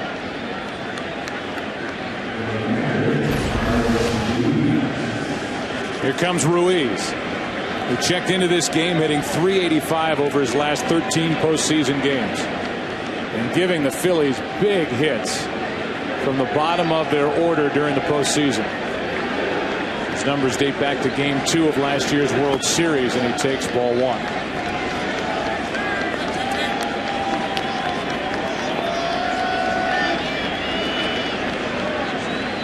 How ironic that this Game 1 of the World Series would feature the matchup of Sabathia and Cliff Lee. Former teammates pitched here in April when the Yankees opened their new home park for the regular season on the 16th. And trying to see who gets the leg up in this World Series here tonight. Lee traded from the Indians to the Phillies at the deadline, and the count now 1-2 on Ruiz. Sabathia found his Cleveland Indians 2 years ago, 3-1 up on the Boston Red Sox. The Red Sox came back and won 3 in a row. And CC saying that he used to always love to watch the World Series. Well, that year in 2007, he did not see the World Series. He said he couldn't stand to watch it. And here he is in it 2 years later. Here's a 1-2 to Ruiz. Left side, ground ball for Jeter. That's out number 2. And Ken Rosenthal, I know you know more about the relationship between CC Sabathia and Cliff Lee. Joe, they are very close. In fact, Cliff Lee considers CC Sabathia his best friend in baseball. After they faced each other in that game we referenced earlier, first game at the new Yankee Stadium, they went back to CC's house, and Lee couldn't help but tease his friend. He said, "Dude, what was your problem? You couldn't put us away." Well, he's trying to do it here tonight, albeit against a different team. That's when Lee was with the Indians. I think the ride of Cliff Lee is even more remarkable, which we'll get into in the bottom of the inning. Strike 1 on Rollins. And there you go. Former Indians still have LeBron. Clock's ticking. 3-0 for Sabathia. 2-0 for Cliff Lee. And just 1 run on 4 total hits in that matchup here tonight. Now Rollins is set up at 0-2. See Posada setting up for the high fastball, and he gets it.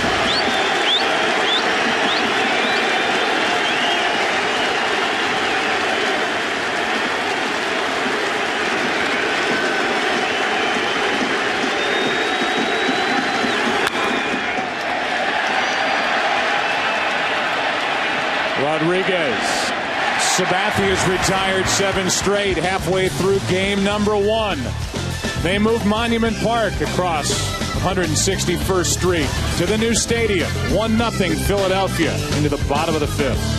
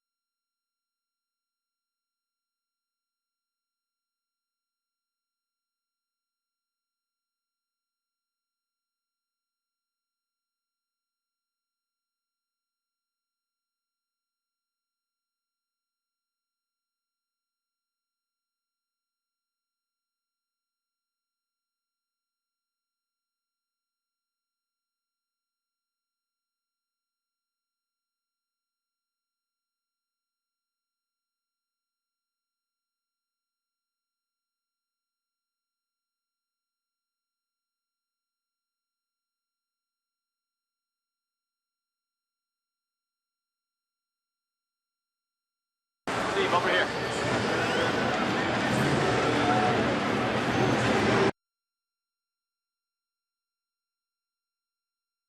Of the fifth inning here at Yankee Stadium. Yankees coming to the plate with Matsui, Cano, and Nick Swisher. 1-0 on the home run by Chase Utley. Cliff Lee is taking care of the rest. He has struck out 7, walked nobody, and allowed 2 hits, and his stuff is popping here tonight. First-time former Cy Young Award winners have met in Game 1 of a World Series since Greg Maddux and Orel Hershiser did it in 1995. It's 0-2, and both pitchers, for the most part, have been sharp. Sabathia not as sharp tonight as he has been his first 3 starts. Still very good. He's now retired 7 straight after the home run by Utley. He's allowed 2 walks and 2 extra base hits. That's low. Ball 1. And predictably, Joe, when you're in the bottom of the 5th inning and no leadoff batter has gotten a board for either side, you're going to have a low-scoring ball game. That is certainly the case this evening. And that just missed. 2-2. The pace of Cliff Lee just drips with confidence. Really does. Charlie Manuel wanted that curveball just a wee bit outside. Setting up inside and just missing. And now it's a full count. Sometimes a manager sitting on the bench can't tell whether the ball is inside or outside, but he'll go on the reaction of his catcher, in this case, Carlos Ruiz. And up the middle, that's a leadoff base hit. And the Yankees do put their leadoff man on for the first time tonight. So with that, we give you our Autotrader.com ultimate pitcher comparison. Autotrader.com, the ultimate automotive marketplace. With Lee now 4+ innings. Sabathia's gone 5. Lee's allowed 3 hits. Sabathia's allowed a home run, walk 2. 81 pitches for Sabathia. Lee's still in the 60s, and here's Robinson Cano.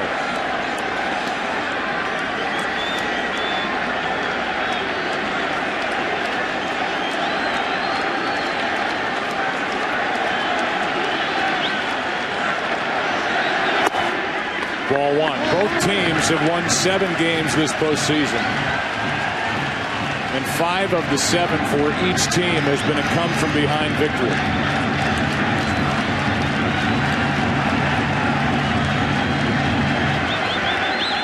1-0 on Cano, who flied to center his first time up. Good fastball from Lee.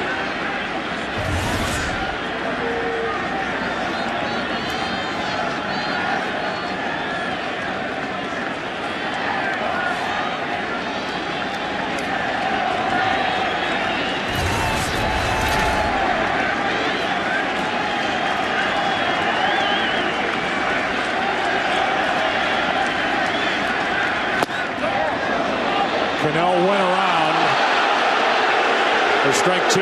Couple of disputed calls on Matsui. He got a 3-2 fastball. Robinson Cano disputing this call, saying he didn't go around. If the bat head doesn't cross the plate, normally a third base umpire to a left-handed hitter will not call that a strike. I didn't think it came close. I didn't either.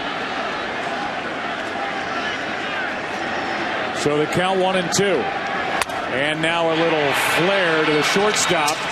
And out. They're saying Rollins caught it in the air. And now back to first base is Matsui. This is going to be interesting. Let's look. He caught Rollins, that. Yeah, Rollins that's a caught catch. the ball. They got the wrong guy on first base. That's right. And then Matsui took off. Howard is off the bag. Matsui left the field, and Cano is standing at first base. Yeah, Chase Utley comes over to Ryan Howard saying, tag Matsui, tag Matsui. It doesn't matter whether Cano is out or not. Now, you can see Rollins saying, tag Matsui. He tagged the right guy. That should be a double play. It should be. Now the umpires get together to talk it over and see what everybody saw. Rollins, it looked like, was trying to let it bounce. Right. To turn the 6-3 double play. But in the end, they got the right call with Rollins catching it in the air, but Matsui wandered off. Howard tags him out. It should be 2 out, nobody on.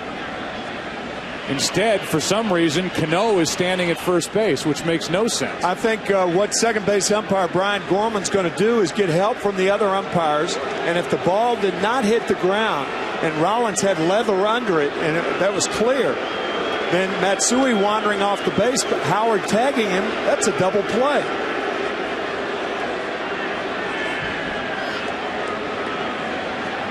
Well, it's good to see him huddle up and get together and try to get this call right. There's been so much conversation about further use of instant replay during the postseason. Let's see what the call is.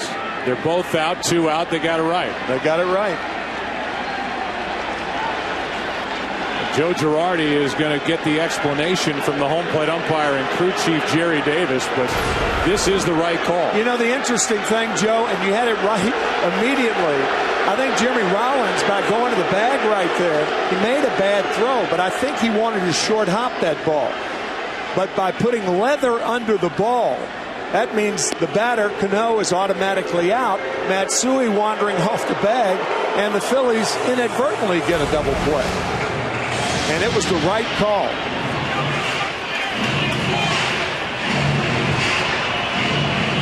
So now 2 out, nobody on in the bottom of the 5th inning. And the batter is Nick Swisher.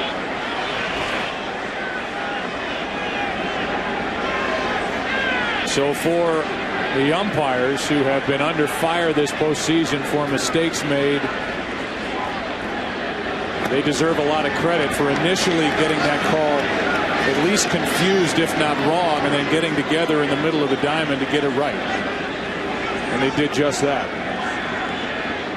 So 2 out, nobody on, and a 1-0 pitch is over but low. 2-0 to Nick Swisher, who's 0 for 1. I think Jimmy Rollins saw that Robinson Cano was not running hard out of the box. That's why he tried to short hop the ball. And then he went to second base after he had caught it.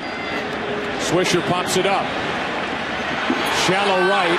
Utley says he wants it, but Worth calls him off, and the inning is over. A hit, a double play. Nobody left after 5. All Cliff Lee and Chase Utley. 1-0 Philadelphia.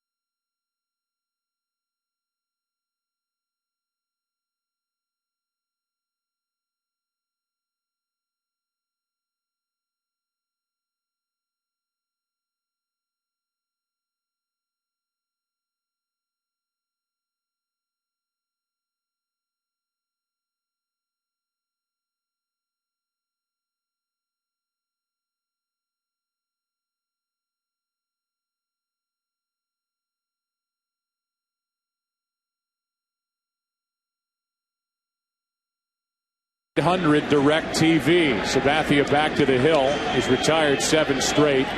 Victorino first up, then Utley and Howard. 2, 3, and 4 hitters. For Philadelphia, up on the Utley home run. Ball 1.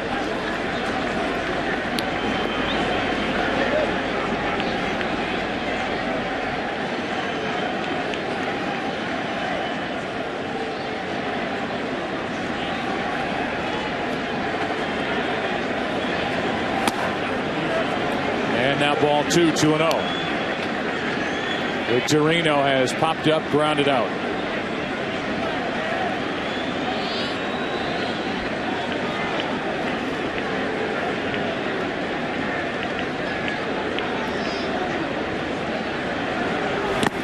Phillies come into this World Series with 6 days off, just like they did last year. Charlie Manuel had a simulated game on Sunday to try to keep his team fresh. Yankees had their ALCS end on Sunday night.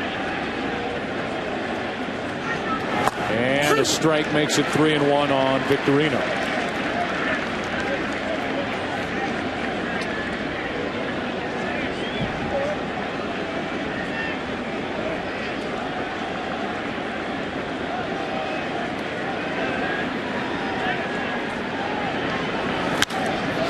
Victorino pops it into shallow left center field. The wind takes it out to Cabrera. 8 straight retired by Sabathia. 1 out top of the 6th in the in-game box score for the Phillies. Brought to you by Fox Business Network, the new home of the American Dream on DirecTV. Channel 359, or check your local listings, and you see just the 2 hits, but one of them left, and that was off the bat of Utley, who digs in now. He's also walked. Sabathia's walked 2, allowed a double, a homer. Cliff Lee has walked nobody, struck out 7, allowed 2 singles and a double.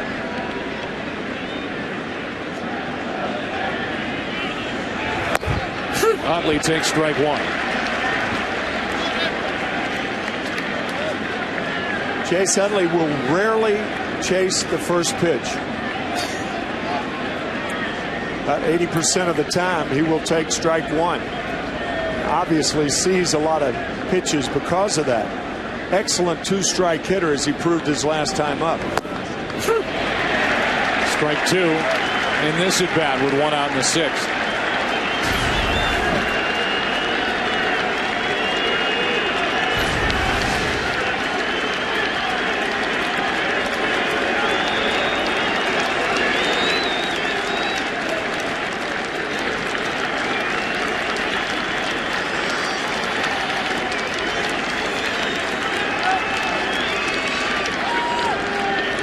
Because of a postponement and the longer schedule for this postseason, since the end of the regular season, these 2 teams have had 14 days off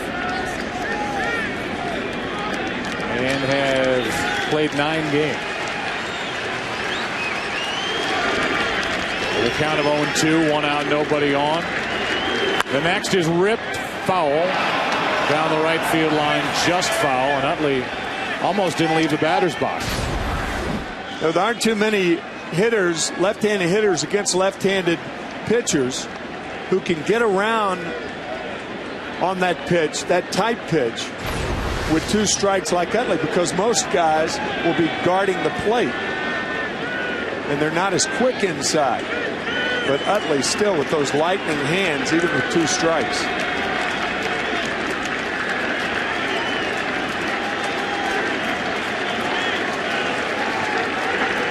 Coming back inside. And a shot into right. Utley has gone deep again. What a night. 2-0 Philadelphia.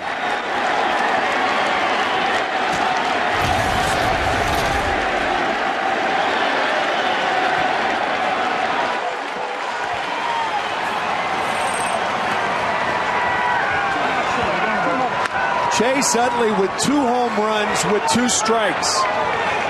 Here's the sign from Posada. CC did not want the breaking ball, so he comes back inside, does not get it inside, gets it over the fat part of the plate. It's similar to the last home run he hit. Put a charge in that one. That ball was pounded.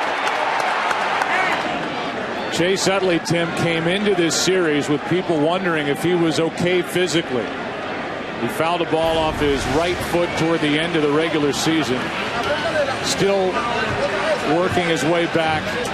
We talked about the hip surgery during the offseason.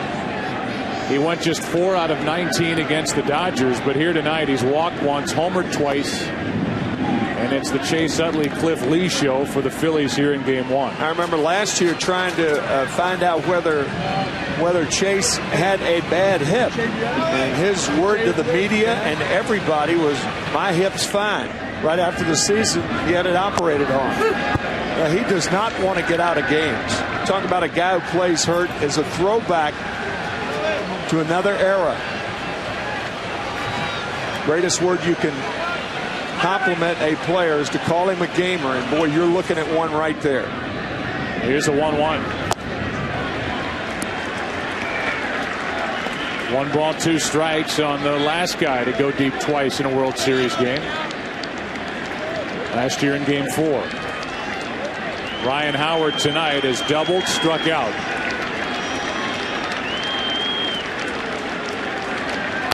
And that is fouled off his foot or leg. Let's go back to the first home run and the third hit by Utley. Outside part of the plate, really right down the pipe. And here's the second home run, almost in the identical spot.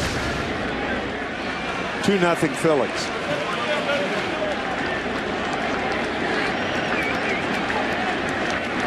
The 1-2 to Howard is down and away, 2-2.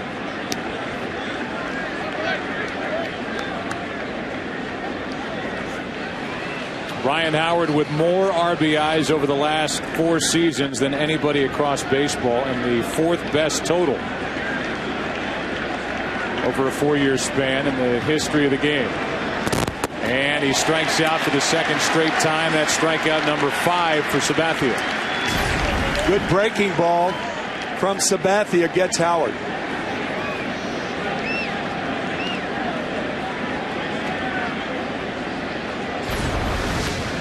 The Yankees in the bottom of the 6th inning will have Cabrera, Jeter, and Damon. Anybody gets on to Shera.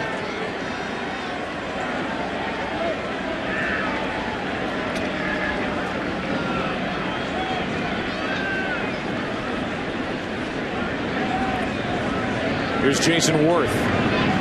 2 out, nobody on. Worth is 0 for 1.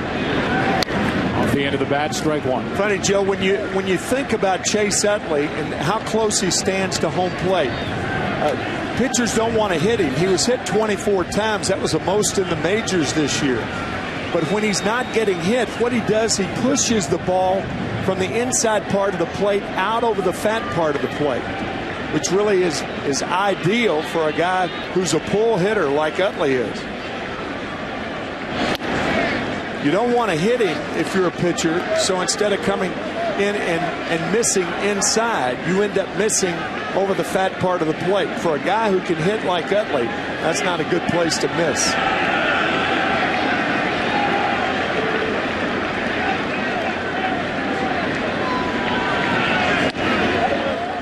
One and one.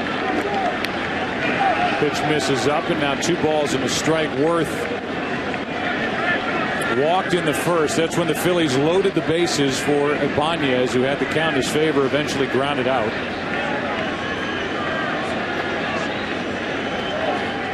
Cliff Lee has been in charge from the beginning for Philadelphia, and Sabathia now has allowed 3 extra base hits, 2 walks, as he misses high with ball 3, 3-1 on Worth.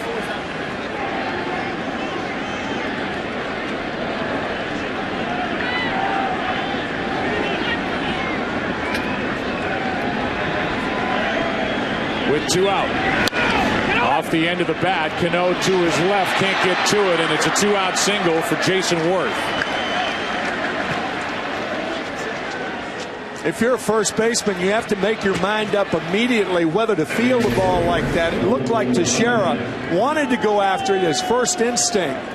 There was a hesitation there, and Cano went after it, and even had he made this play, I don't think he gets Worth. Jason runs too well. Speaking of that, now CC Sabathia will have to watch Worth, who loves to get a jump and run.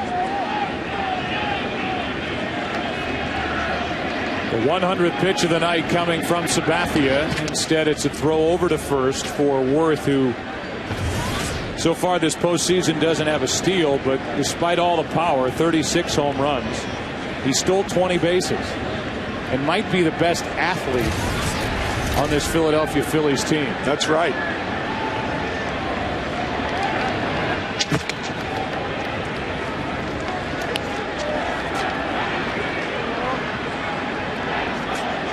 Worth looking at Davey Lopes. Davey Lopes, one of the great base stealers of his era. Second baseman for the Los Angeles Dodgers. Talk about a guy who knows what he's doing at first base. Big rip by Ibanez. Strike one. Davey Lopes, at first base coach, 3 times played in the World Series against the Yankees while with the Dodgers. 77, 78, and 81.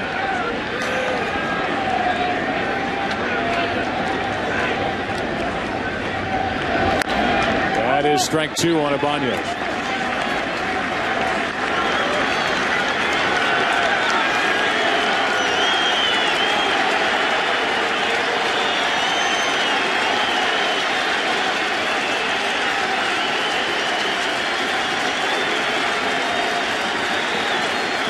The 37-year-old Raul Ibanez in his first year with the Phillies.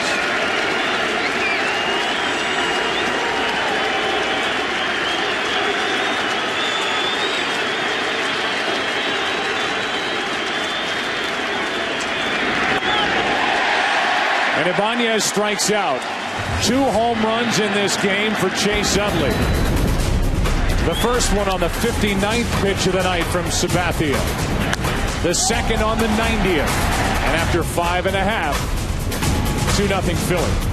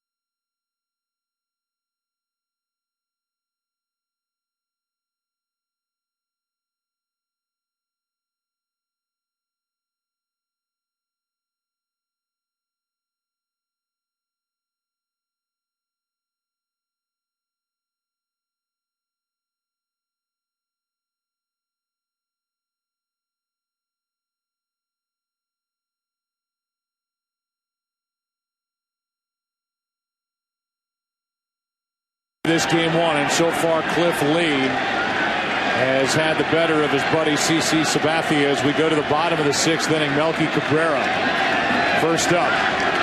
2-0 Philadelphia on the strength of 2 Chase Utley home runs and a strike from Cliff Lee, and Cabrera didn't agree with the call.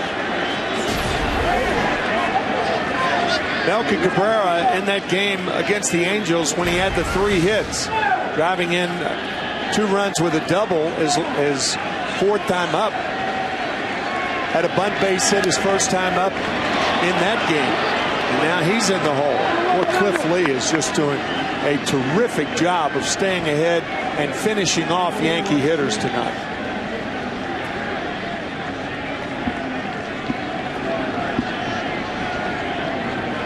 That's the spike curveball grip. And it's in the dirt. Ball 1.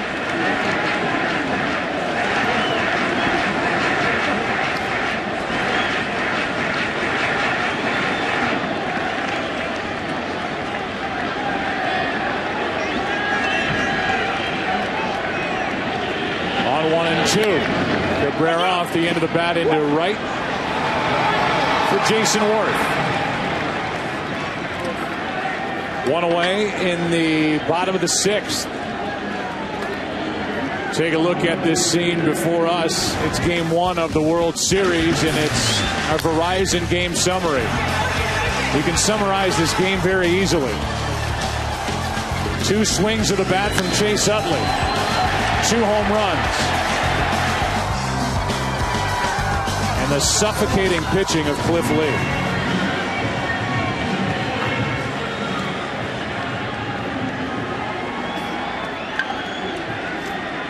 Here's Jeter 1 for 2.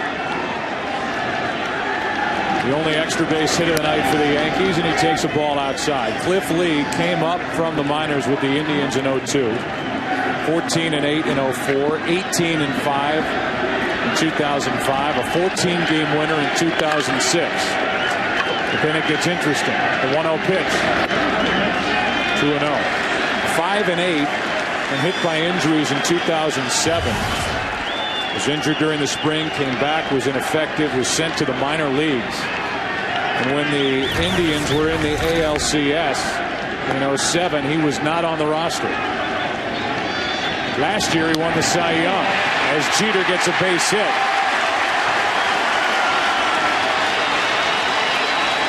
And the reigning AL Cy Young Award winner will face the tying run at the plate with Johnny Damon coming up.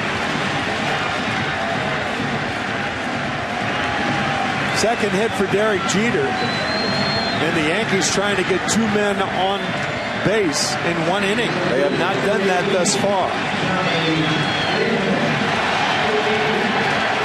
Damon is 0 for 2. A pair of groundouts. 2 for 24 in his career against Cliff Lee. He was 7-9 with the Indians when he was traded to Philadelphia with Ben Francisco for 4 players on July 29th. The club option on Cliff Lee through next season. Started out 5-0 after 5 starts with the Phillies. And he's been brilliant this postseason.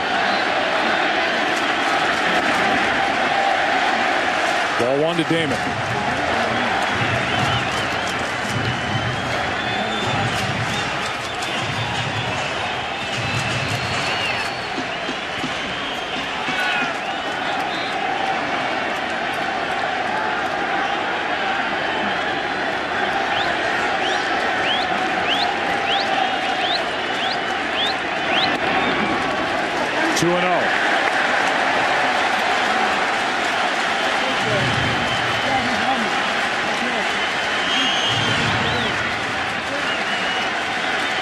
If you're just joining us, mist has been falling pretty much since the beginning after a day of heavy rain in the New York area. 2-0 to Damon is fouled back.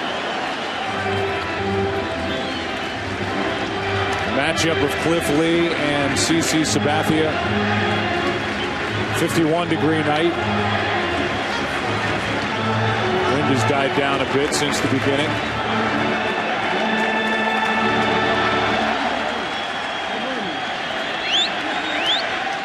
Here comes a 2-1 to Johnny Damon. 2-2.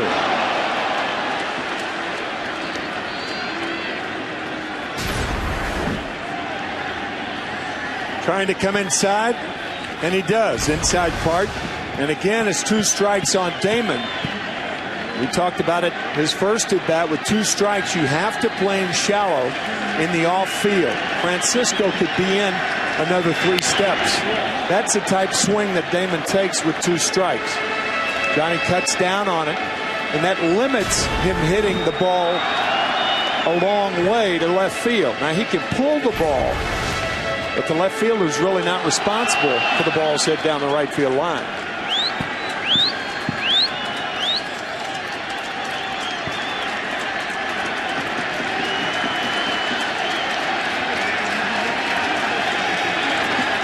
The 2-2. Poking at it and fouling it left side.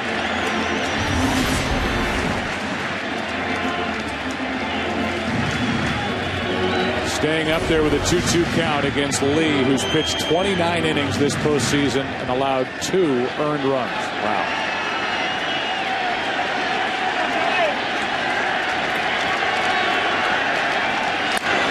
Little pop-up. Lee will take it himself.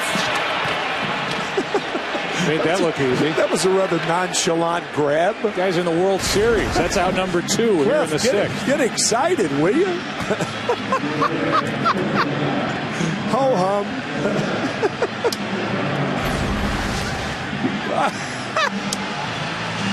That had to draw smiles from every teammate, except the ones on the field.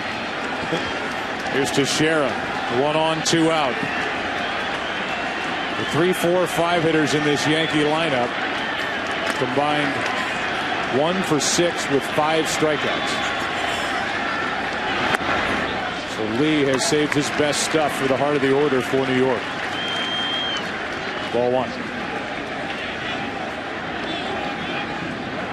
I just wonder if Cliff Lee was thinking about dropping that ball and throwing to first and perhaps getting Jeter going to second base. Don't know. That's going to be my first question for him tomorrow. 2-0, the count on Teixeira with the dangerous Alex Rodriguez on deck.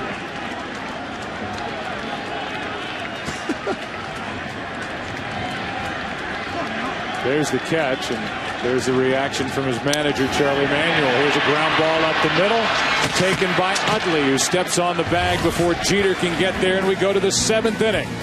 Game 1 of the World Series, 2-0, Philadelphia, here at Yankee Stadium.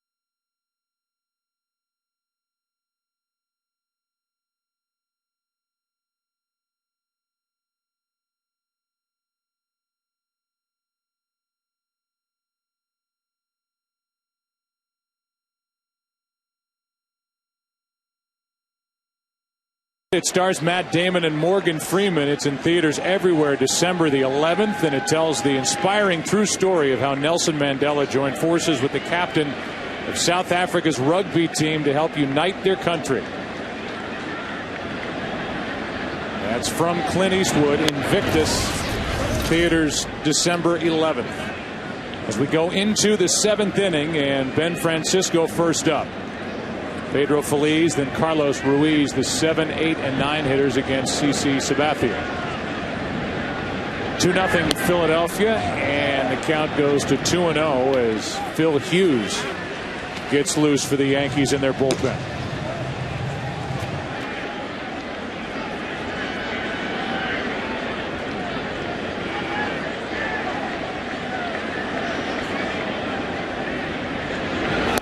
There's a strike, 2-1.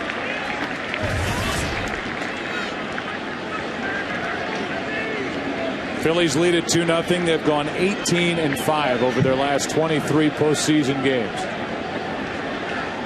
The reigning world champs lead game 1. 2-1 pitch is low, 3-1. Asking Joe Girardi about the possibility of CC Sabathia coming back in game 4 and starting that game, he said it depends on what happens tonight. And that was the 108th pitch that Sabathia has thrown on the evening.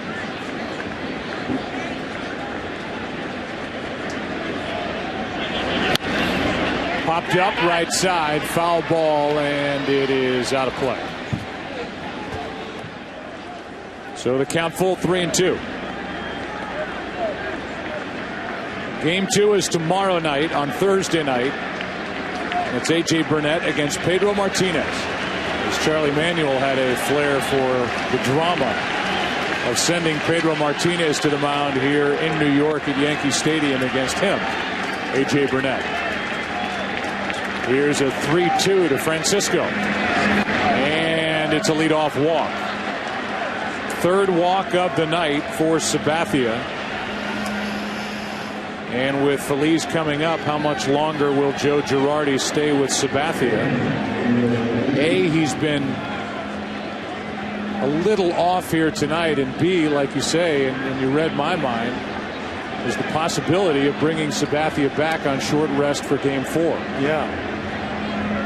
Well, the one thing that Charlie Manuel does not like to do is bunt.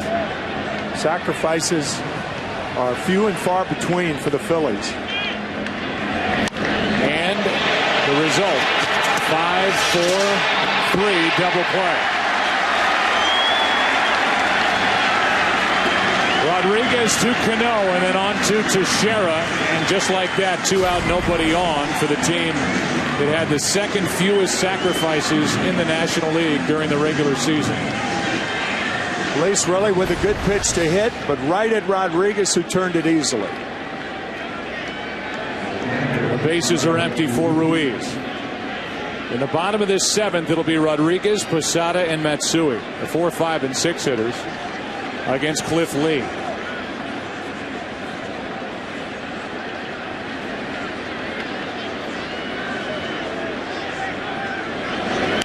Foul, strike 1. Joe would like to send our sympathies and thoughts along to Marvin Miller, the former executive director of the Major League Baseball Players Association. Marvin's wife, Terry, passed this morning. The most influential man outside the lines in the history of baseball, in my view. And a person who should be in the Hall of Fame. That's right. Right at Rodriguez. His throw is good enough. And we are at the 7th inning stretch of game number 1. 2-0, the Phillies lead it on a windy, rainy night here in the Bronx. And this matchup of the best from the NL against the best from the AL.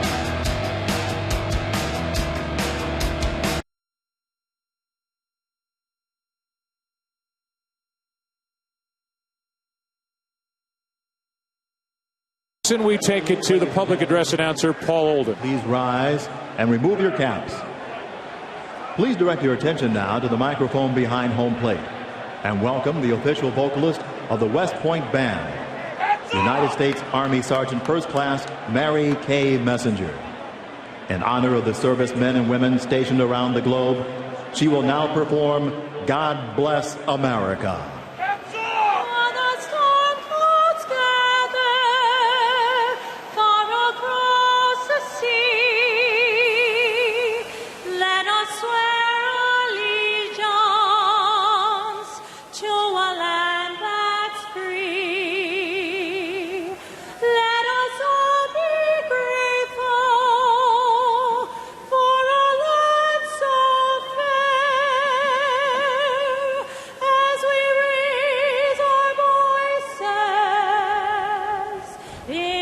Solemn prayer. God bless America, land that I love. Stand beside her and guide her through the night with the light from above. From the mountains to the prairies, to the oceans, white with foam. God bless America, my home sweet home. God bless America, my home sweet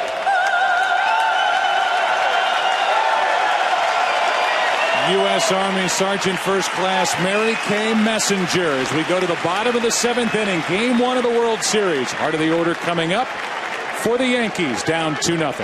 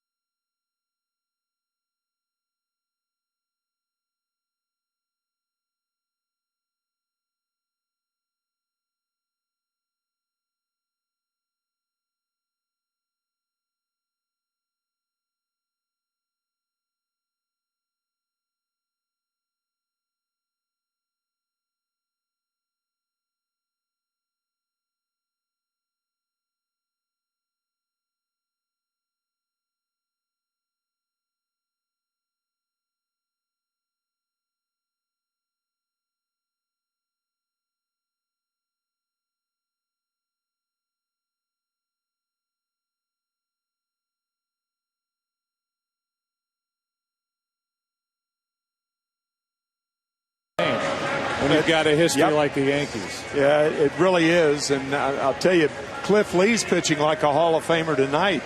Think about it. He's had 7 strikeouts in 6 innings and thrown only 86 pitches. That's economizing for a guy who struck out that many. And it's really the way he's doing it and against whom he's doing it, because he's handled the middle part of this Yankee lineup, and he has been in charge just about since the first batter he faced when he struck out Derek Jeter to start the bottom of the first. He has handled Rodriguez twice with a pair of strikeouts. And he leads it off in the 7th inning and takes a ball. Rodriguez, Posada, Matsui.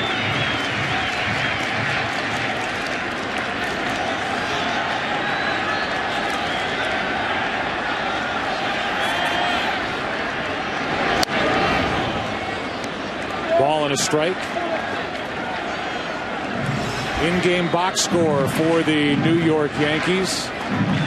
Derek Jeter has 2 hits, a pair of singles for Posada and Matsui.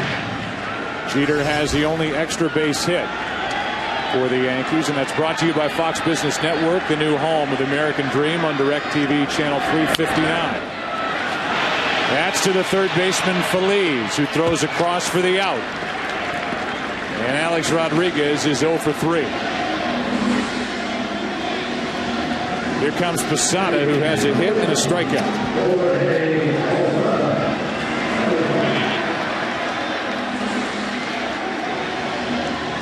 Cliff Lee is picking up right where he left off against the Dodgers. And when he took on Los Angeles, he picked up right where he left off against the Colorado Rockies.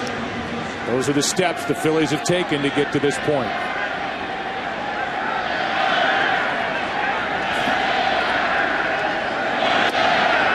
Ball 1 inside. Earlier we talked about Cliff Lee and how he goes through that phantom throw to second base, and even when the guys are working on the mound, hey, get out of my way. Going through his phantom pitch that he throws before warming up every half inning. Here's a pitch up and away, 2-0. Posada. Be followed by Matsui, and Sabathia has exited the dugout as Phil Hughes continues to get warm in the bullpen. We'll take the 8th. There's a strike. And it's 2-1.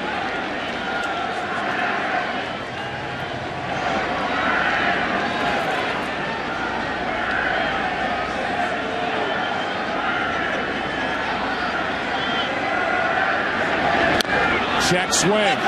Little comebacker to Cliff Lee, who takes it himself and pats Posada on the backside as he sends Posada back to the dugout, 2 out.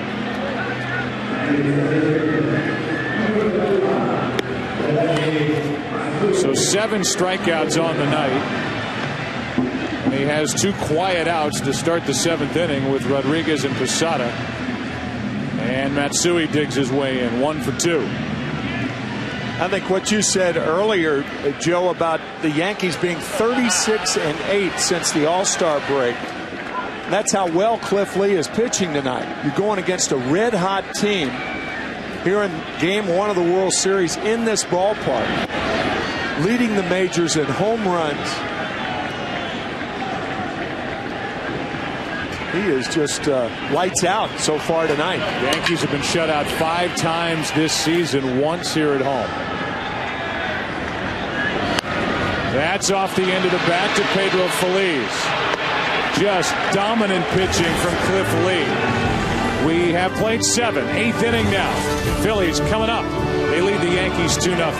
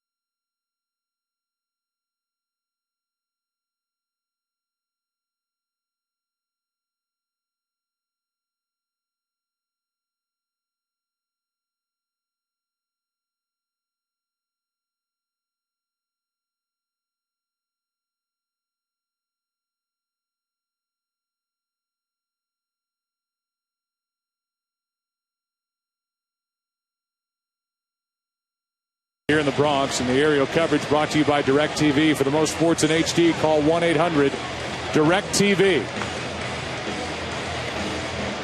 Phil Hughes takes over. He was terrific out of the bullpen.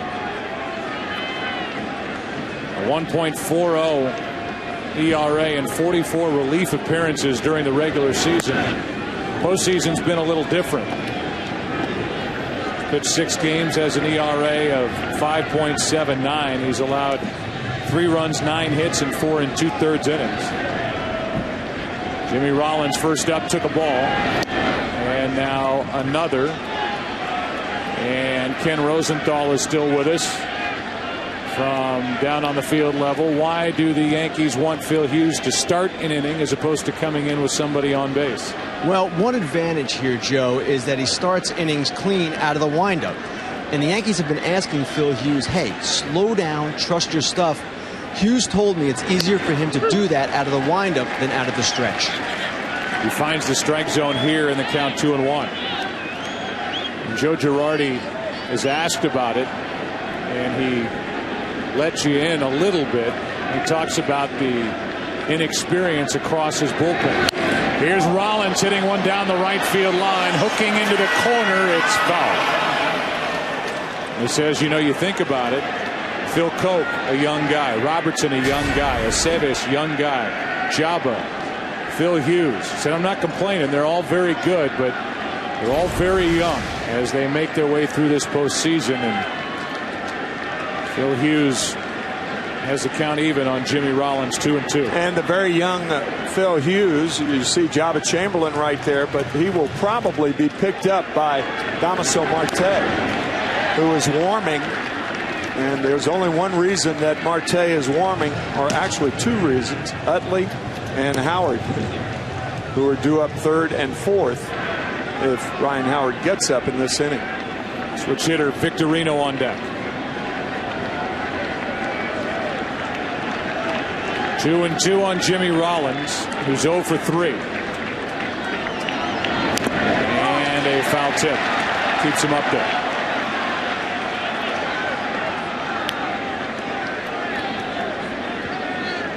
It speaks to how well CC Sabathia has pitched this postseason. That when you say he went 7, allowed 2 runs on 4 hits, struck out 6, walked 3, 2 home runs allowed, that he had an off night. Only thing that has made his night an off night is Cliff Lee. Lee has pitched 7 shutout innings and allowed 3 hits. Look at 4.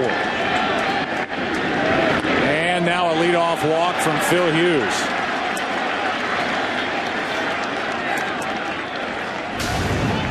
So the leadoff man is on. We look ahead to tomorrow night as we play in this 2-0 game here in the 8th inning, game 1. The matchup of Pedro Martinez, got a no decision with 7 innings of 2-hit shutout baseball against the Dodgers, against A.J. Burnett. 3 starts this postseason, an ERA of just under 4.5.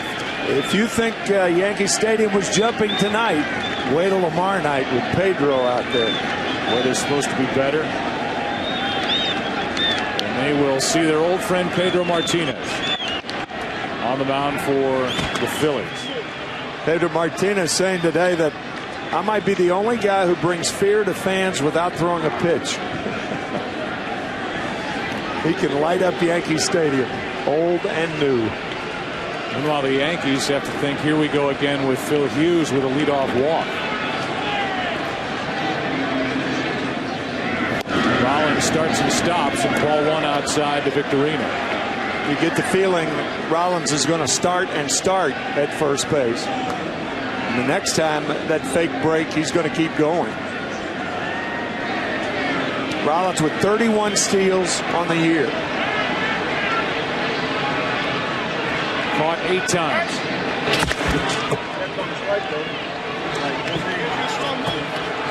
Talking to Davey Lopes, the first base coach.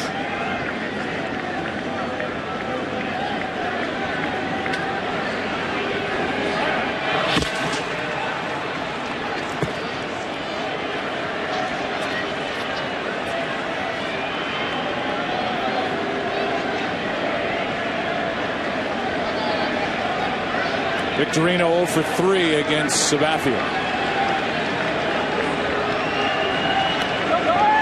Starts and stops on ball 2 to Shane Victorino.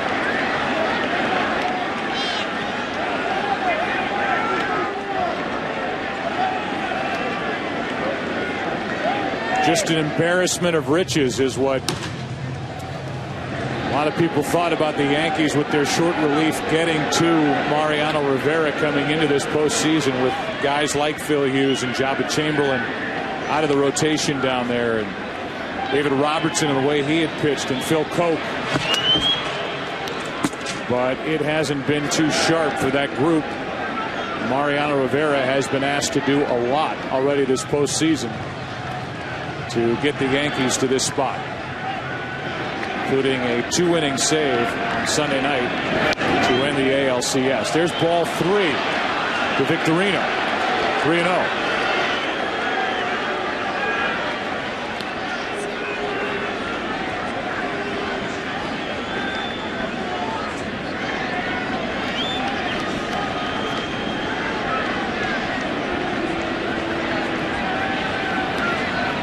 There goes Rollins. The pitch is a strike. The throw down is not in time. And the first stolen base of this postseason for Jimmy Rollins. A 3-0 pitch allowed Victorino to put the bat in front of catcher Jorge Posada. That is a real distraction when you're a catcher and you're trying to come out of the chute in a hurry. 3-0, he knows he's going to take. And that little movement can really distract a catcher. And Rollins steals a base. Now the count's 3-1, and Victorino goes after a high fastball, full count. You surprised at all that they were running on 3-0? 3-0, you normally don't run. Do you know who was one of the most proficient at running 3-0 and making it? Lou Brock, one of the great stolen base champs of all time. A 3-2 pitch. Victorino stays alive. But you're right. If you run 3-0, your percentage has to be much, much higher. You cannot be thrown out because the hitter's in such a favorable count.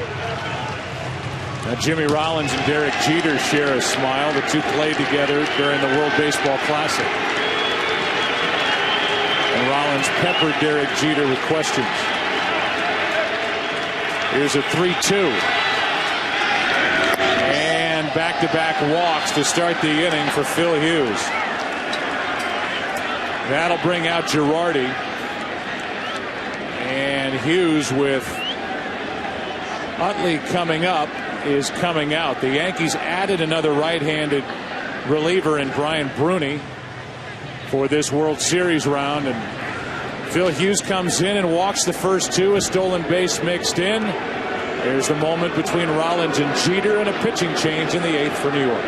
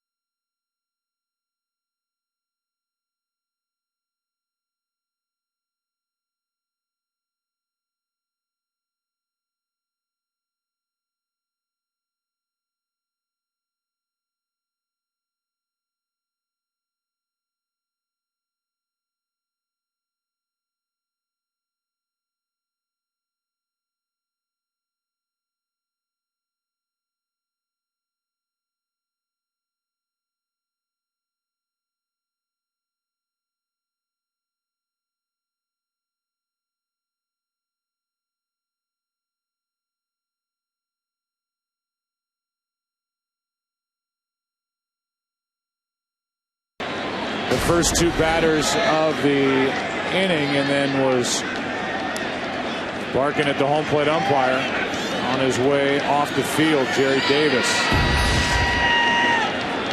Meanwhile, it's Utley, who has had a perfect night at the plate, a walk, 2 home runs. And Marte gives a look back at Jimmy Rollins. Utley is the second left-handed batter to hit 2 home runs for left-handed pitcher in a World Series game. The other one, wow, Babe Ruth. That's great.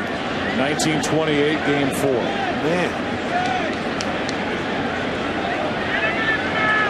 Instead of for the Yankees, it's against the Yankees, and it's Utley and not Babe Ruth.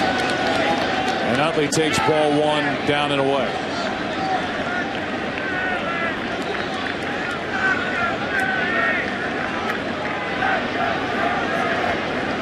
The retired number, Babe Ruth, is Utley waits for a 1-0 pitch from Marte. Neither one have been close. 2-0, and this crowd, which has been packed in from the beginning and dealt with wind and rain, is starting to groan here with the erratic pitching of the Yankee bullpen. 2 straight walks by Phil Hughes, and now 2 balls and no strikes to Chase Utley.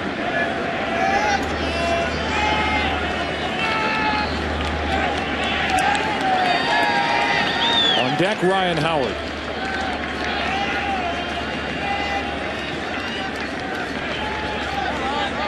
Here's a 2-0. 2-1.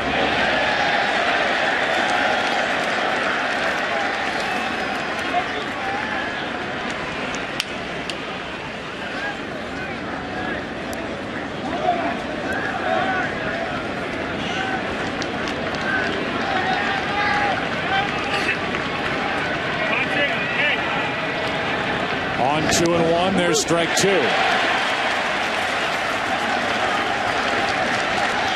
Chase Utley thought it was outside, but Marte gets the call. Our unofficial look at it on Fox Tracks as Posada now goes out to talk to the 34-year-old left-hander Damaso Marte, who pitched in only 21 games during the regular season, had a 1-3 record and an ERA of 9.45. Shoulder problems limiting him to only 21 appearances.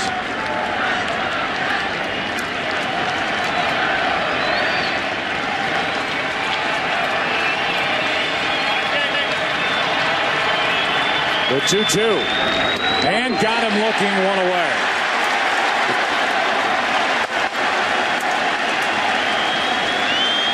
Boy, did Marte drop that breaking ball in to Chase Utley after 4 fastballs. Curveball gets him.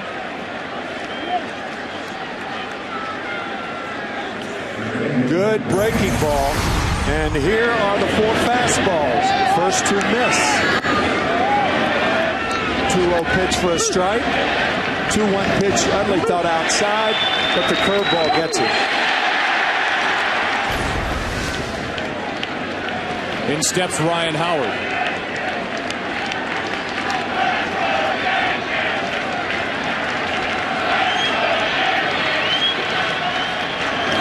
It's interesting because as we sit here, this does not feel like a 2-0 game. It doesn't feel like a 2-run game with the Yankees down by just 2 because of the pitching of Cliff Lee. Yeah, that's right. On the other hand, the Phillies have had questions around their bullpen all year because of the blown saves by their closer, Brad Lidge. That's in the air to right. Swisher back to get it. That's out number 2. Tagging and going to third is Rollins. First and third, 2 out. Yeah, Joe, I think because of the pitch count of Cliff Lee, Charlie Manuel would be more inclined to stick with Lee, certainly in the 8th, and maybe even the 9th, as Joe Girardi's not going to stick with Damaso Marte anymore. So Marte comes in, gets 2 outs. Jason Worth is coming up. Robertson coming in. 2-0 Philadelphia in the 8th.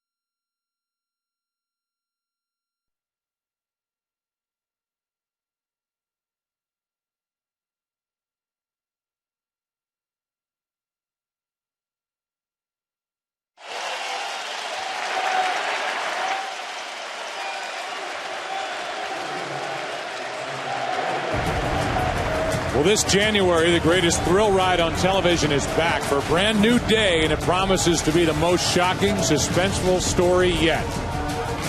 Kiefer Sutherland stars in 24. The new season begins this January on Fox. Here's Robertson, first and third, 2 out, trying to keep it a 2-0 game. It was first and second, nobody out. Marte did a nice job. And now Worth takes a ball.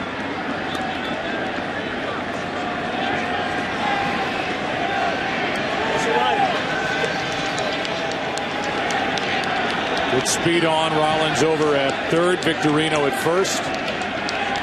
Worth is 1 for 2 with a walk, a strikeout, a base hit. Yeah, what's going through Jorge Posada's mind right now is what to do with the ball in case Victorino runs. Do you throw through? Do you allow him to steal second base without a throw? And if you throw through, do you look Rollins back at third in the process? The 1-0. High from Robertson, who so far this postseason 2-0. No earned runs, 3 games. 3 innings pitched, just 2 hits allowed.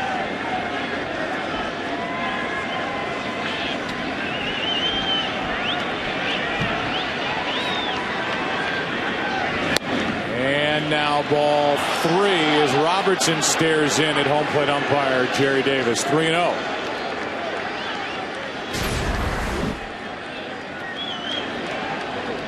And that's why he stared in.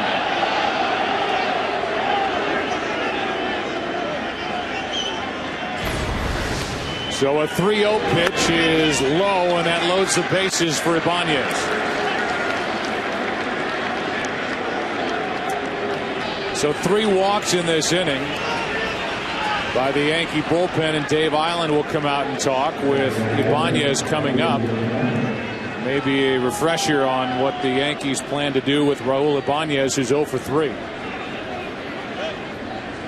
He's grounded out. He's struck out twice.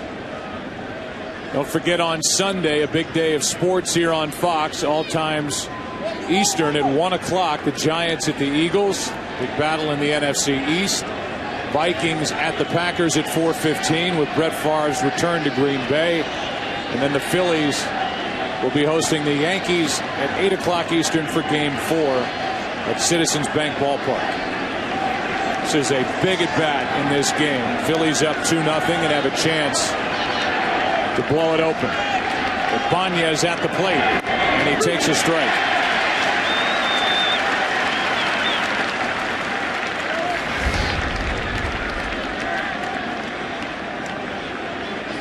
Second time Ibanez has been up with the bases loaded tonight. Grounded out in the first inning when he had this chance. The 0-1. 1 ball, 1 strike.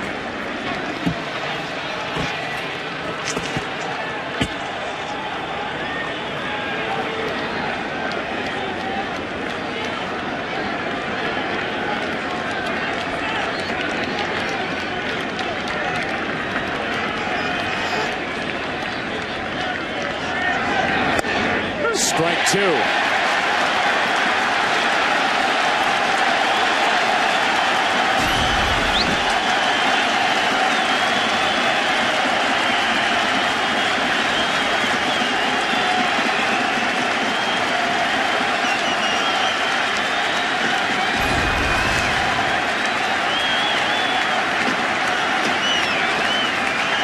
Now the 1-2.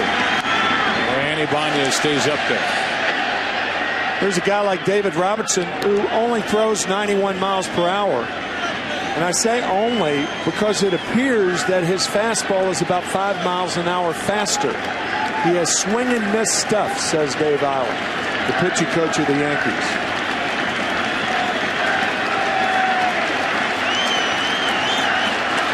Led the American League in strikeouts per 9 innings pitched during the regular season.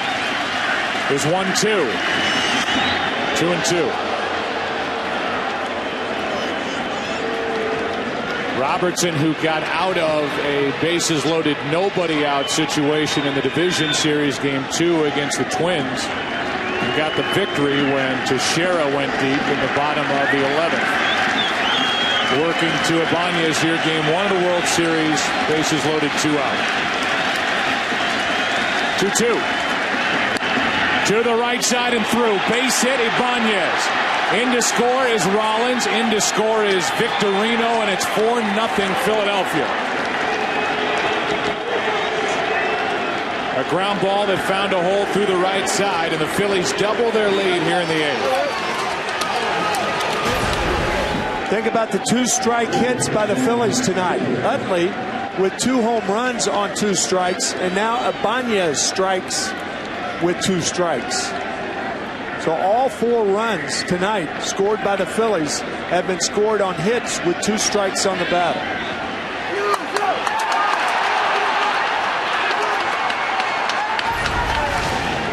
So with that good speed, 2 runs with Rollins and Victorino crossing home plate. Now Ben Francisco goes after a high fastball, strike 1. Those runs are charged to Phil Hughes, who didn't retire a batter. Face 2, walk 2, and allows 2 runs.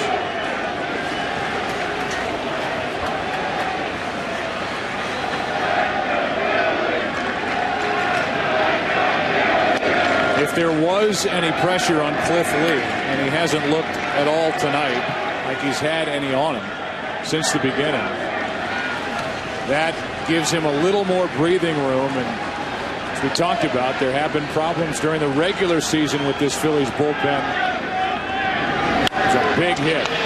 Now Rodriguez goes down on a knee, makes the play, and the inning is over. But damage is done. Back-to-back walks to start the inning. 2 runs on only 1 hit in the frame. Bottom of the 8th, game 1. 4-0 Philadelphia.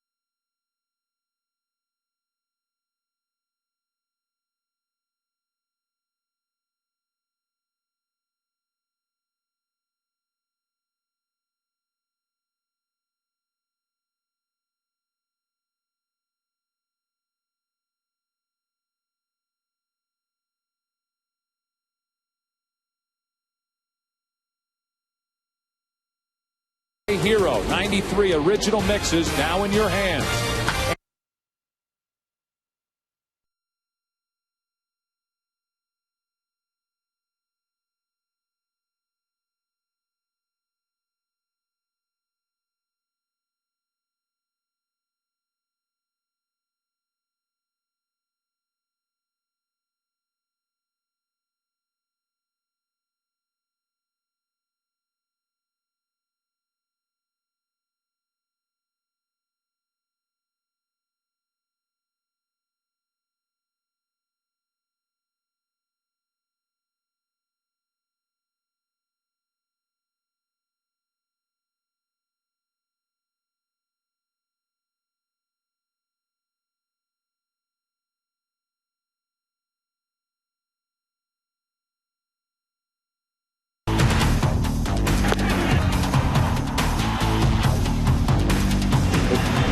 The deadline deal for the Philadelphia Phillies, and has it paid off? What he did in 2 divisional starts against Colorado, 16 and a third, 2 earned runs, and he has not allowed a run since. In 15 innings pitched against the combination of the Dodgers and the Yankees. Strike 1 on Robinson Cano. Ryan Madson getting loose for Philadelphia in their bullpen. Bottom 3 in the order for the Yankees for Cliff Lee, who's allowed 4 hits, 7 strikeouts, no walks, and only 1 extra base hit. That is picked up by Lee behind his back. And even he has to smile as he grabbed it, right behind his back for out number 1. Look at this. Wow.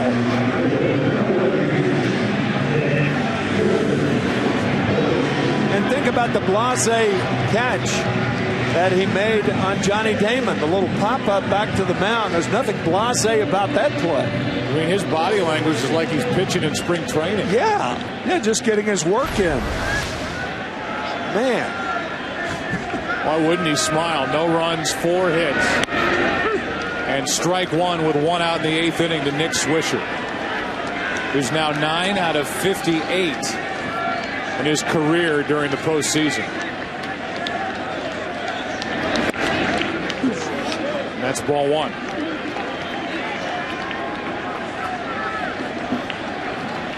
Melky Cabrera next.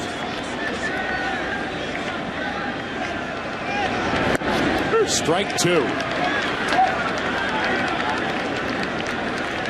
100 pitches on the night for Cliff Lee. Well, you talk about a machine tonight. Man.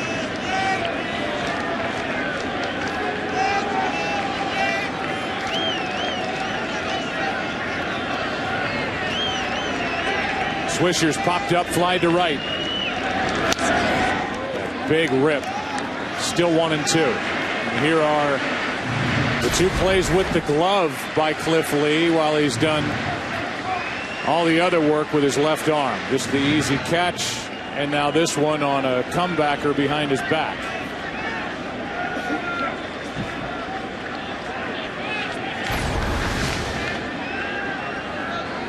A 1-2.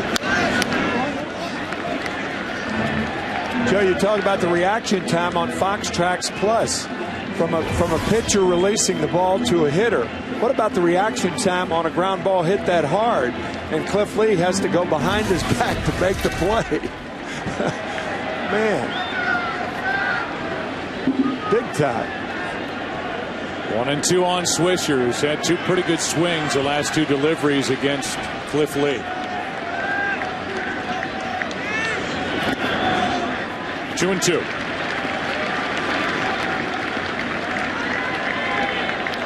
You mentioned that the Yankees have been shut out once here at home in their new park during the 2009 season. It happened mid-June, June 18th. The hands of all teams, the Washington Nationals.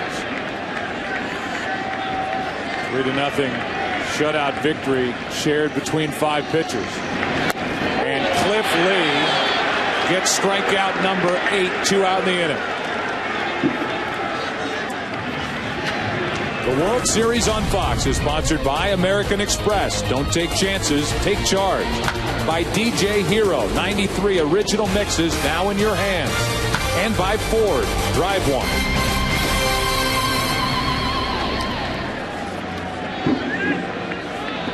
Talk about don't take chances, take charge. That's what Cliff Lee's done tonight. Here's strike 1 on Cabrera. He just keeps rolling on. We've seen a couple of shots of Charlie Manuel down in that dugout. He looks like he's having the time of his life down there. He does. Very relaxed. Really very intense. And Cabrera flies one into center. Cliff Lee has made this look easy. We go into the 9th. Game 1. All Cliff Lee, who's doing it with his arm, with his glove behind his back. He's been a magician. 4-0 Philadelphia.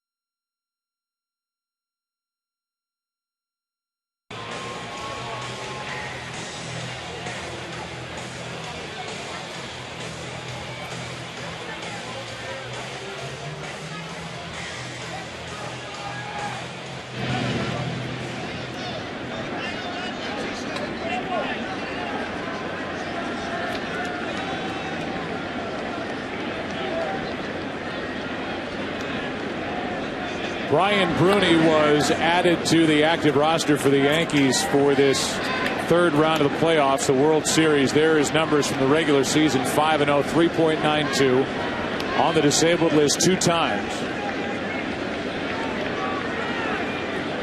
Had a strained muscle in his elbow. Hard throwing right-hander. He misses with a 95-mile-an-hour fastball. Ball 2-0. Started the season wearing number 38 on his back. Changed his number in the middle of September to 99. Feliz first up, 2-0 pitch. 2-1.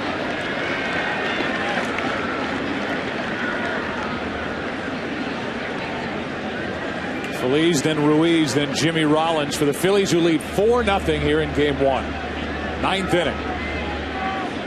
And a pop-up. Right side for Robinson Cano, who makes the play. 1 out. Tonight's Walmart saving moments of the game. While Cliff Lee has done his part on the mound, to say the least, Chase Utley has done his part at the plate. Against the lefty CC Sabathia. Going deep twice, once in the 3rd, once in the 6th. On base 3 times in this game, and responsible for 2 of the 4 runs put up by the Phillies here in game 1.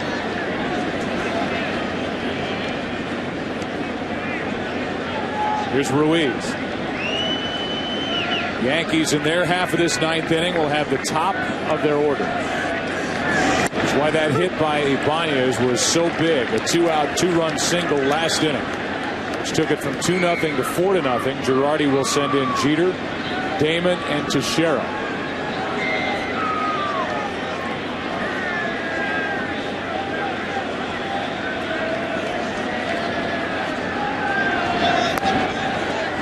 You talk to the Philadelphia Phillies pitchers about Carlos Ruiz. They love to pitch to him. He absorbs things behind the plate.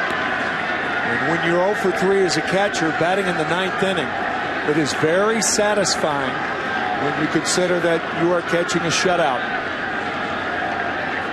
And it looks at the moment like Lee will go back out there. Here's a shot into left center field off the bat of Ruiz. He'll dig into second base with a double. And Carlos Ruiz is on with 1 out. He gets his first World Series hit of 2009. Well, the cake is a shutout by Cliff Lee. The icing is a double by Carlos Ruiz.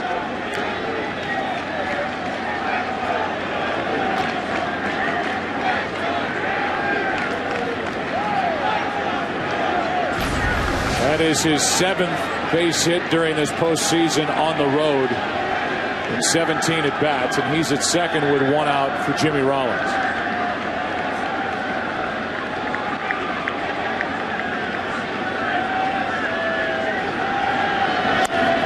Popped up, foul, backing out of play. In case you're wondering, the winner of game 1, the winning team, has won each of the last 6 World Series. Phillies are 3 defensive outs away from winning game 1 as Phil Koch, the left-hander, gets loose.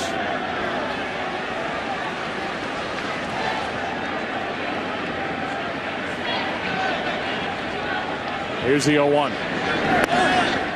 Ball and a strike on a 97-mile-an-hour fastball. I couldn't help but notice the batting glove on the left hand of Charlie Manuel. He is such a hitter's manager that he even wears a batting glove while he's managing. He said, if I'm going to manage a team, I need a strong pitching coach, and he has one in Rich Doobie.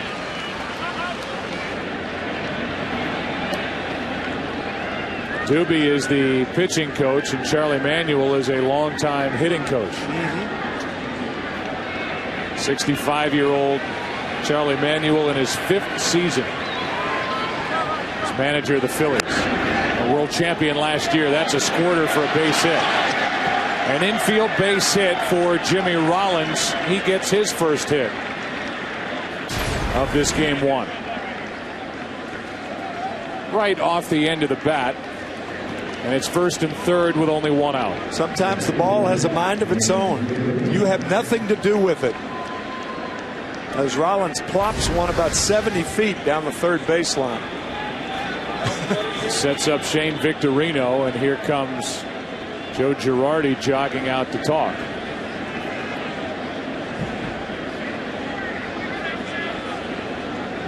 But looking like he is not in the mood to make a pitching change, and he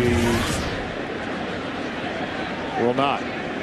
Game 2 is tomorrow night, and it's a pitching matchup of Pedro Martinez and A.J. Burnett on the air at 7:30 Eastern. Don't forget, during our pregame, we come on the air at 7:30, Jay-Z and Alicia Keys will be performing here at Yankee Stadium. That's tomorrow night. And then some fireworks you can bet with Pedro Martinez getting the ball for Philadelphia. You know, it's a good play at second base. Robinson Cano is not halfway for the double play. He's in about 3 more steps. And the reason for that is Victorino only grounded into 5 double plays during the regular season. So on a ball hit to Cano, he's got to make sure he can get the double play. Otherwise, come home with the slower Ruiz on at third base. There's ball 1 to Victorino, who walked and scored his last time, hitless in this game. 7 RBIs this postseason. An infielder in a situation like this is almost like a driver pulling from a stop sign, where you have to determine the speed of the cars coming the opposite way. Well, you have to determine the speed of the ball hit to know whether to go to second or home. That base hit through the right side, and another run for Philadelphia. 5-0 here in the 9th inning as 3 straight hits from Ruiz, Rollins, and Victorino have added to the Phillies' lead. And that's going to be it for Bruni.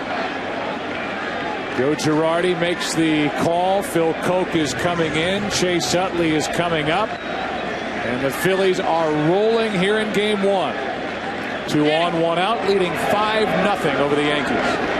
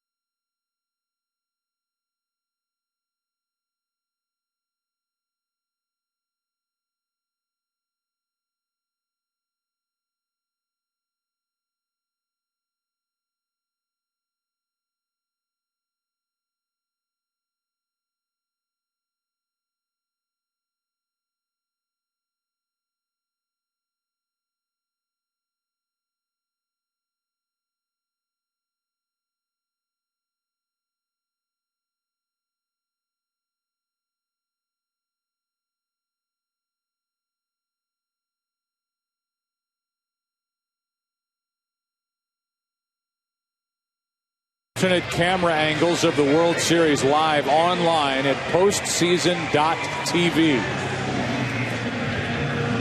Here's Phil Koch. The lefty takes over with Utley coming up. 3 straight hits for Philadelphia. And it's 5-0 Phillies in the 9th inning. A chance for more. Great speed on. And the hitting hero at the plate for the Phillies. Utley, who's homered twice, drawn a walk. 2 for 3. 2 on, 1 out. Ball 1. On the other side of it, in case you're wondering, the Yankees have never been shut out in Game 1 of a World Series.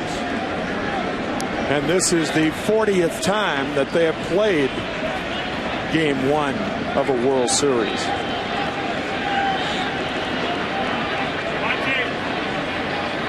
A 1-0 pitch. It's a strike from Phil Coke. We open up that microphone at the second base bag, and you can hear Derek Jeter, as he's done throughout this postseason, talking through the runner at second, in this case Jimmy Rollins, to the pitcher Phil Coke.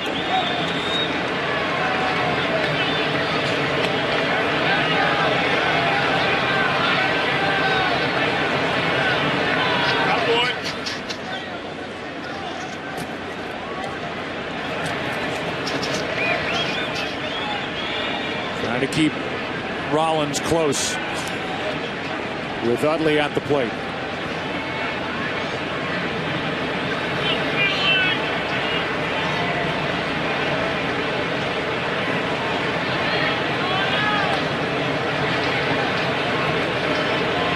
Stays quiet that time on ball 2 outside to Utley. You could almost see Derek Jeter flailing that glove toward Phil Coke as saying, it's okay, go ahead. 2 pitches ago.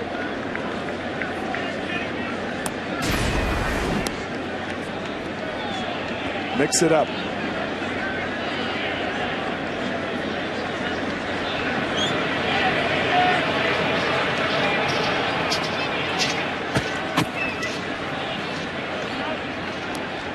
When Jeter is telling a pitcher like that to mix it up, he means that don't just look at the runner at second base and then go home, and then look at the runner and then go home. Mixing it up means look back, then go home, and then look back twice and then go home. So what he's mixing up are the looks at second base, not his pitches.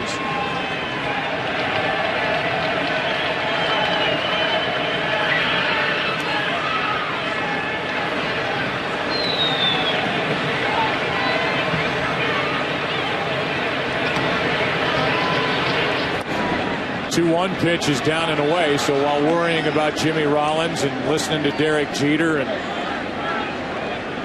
what have you, the count's gone to 3-1 on Utley.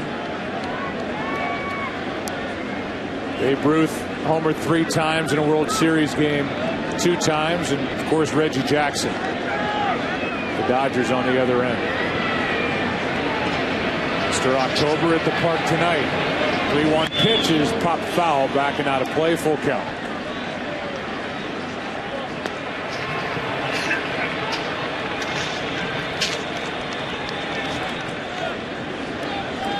Again, the Yankees will have the top of their lineup to the plate in the bottom of this 9th inning. Barring a huge comeback, they'll hand the ball to Burnett tomorrow against Pedro Martinez, down a game in this World Series.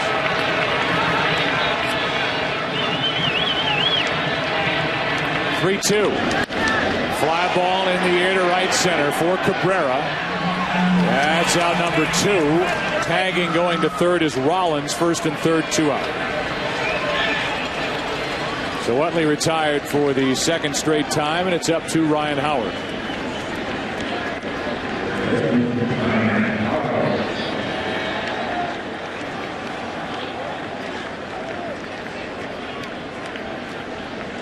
All the while, Cliff Lee looks like he's barely broken a sweat as he's pitched the first 8 innings, allowing no runs on 4 hits, 8 strikeouts, no walks, and he'll hit back out there.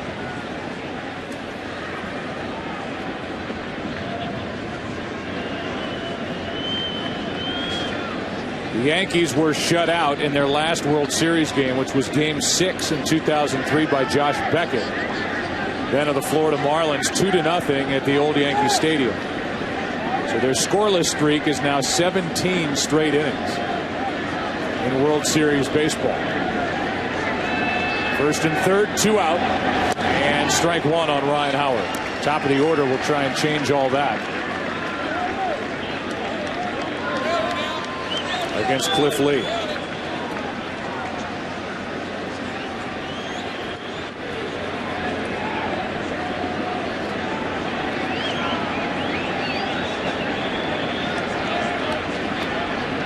The next is over but low.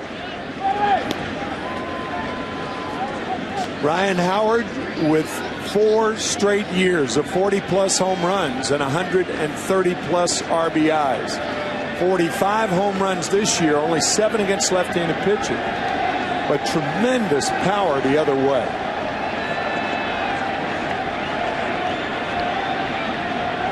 The 1-1 pitch is ripped into right field. That's a base hit. And more. It goes all the way to the wall. In to score is Rollins. They're going to wave Victorino to the plate. Throw by Cano. In time, and that ends the inning. But another run is on the board for Philadelphia. And it's 6-0 Phillies as we go to the bottom of the 9th inning. Top of the order coming up for the Yankees, dealing with Cliff Lee. The out at the plate that ends the top of the 9th. 6-0 Philly.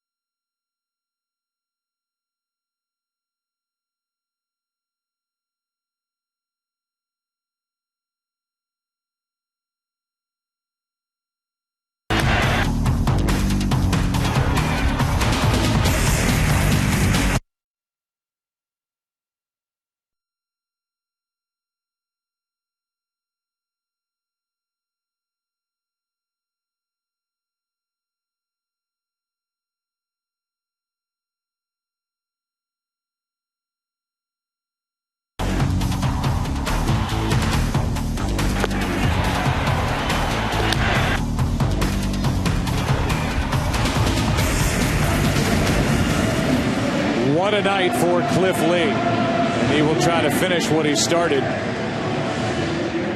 Mentioned the Josh Beckett shutout. That's also the last complete game shutout, period, in the World Series. It was Game 6 at Yankee Stadium. It'll be the top of the order. That means Jeter, Damon, and Teixeira against Lee.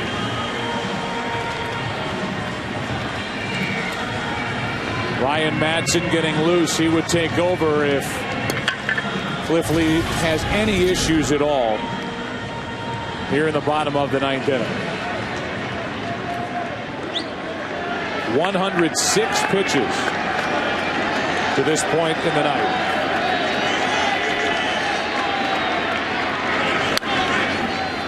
First pitch swinging, strike 1 on Jeter. What an atypical game the Yankees are playing here at their new home. 4 base runners tonight. And in no inning did they have more than 1. No walks by Lee. So far, a masterpiece. One of the base runners erased in a double play as Jeter takes strike 2.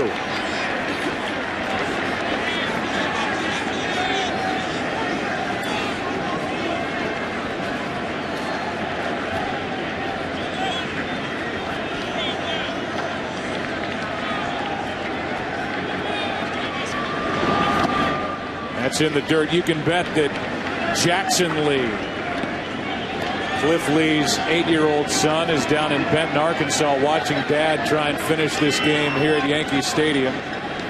Jackson is the older brother to his sister Macy.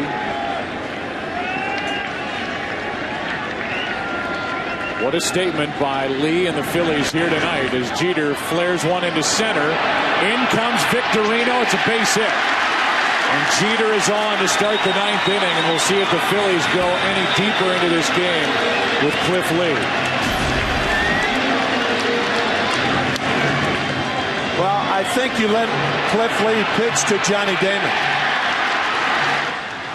Victorino can't corral it. You at least allow Lee a chance to pitch to Damon. Even though Ryan Madson is ready in the bullpen, I don't think you bring him in now. So Damon will bat. He's 0 for 3.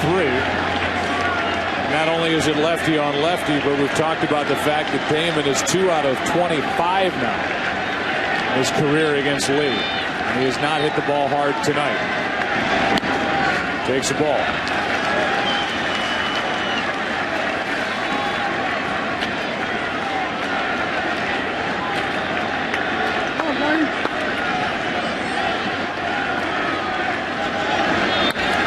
Damon lines a base hit into right, and the Yankees trying to get up off the mat here in the 9th inning.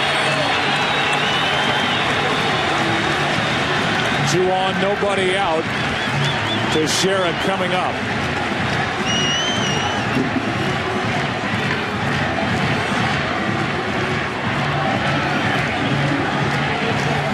On deck is Alex Rodriguez.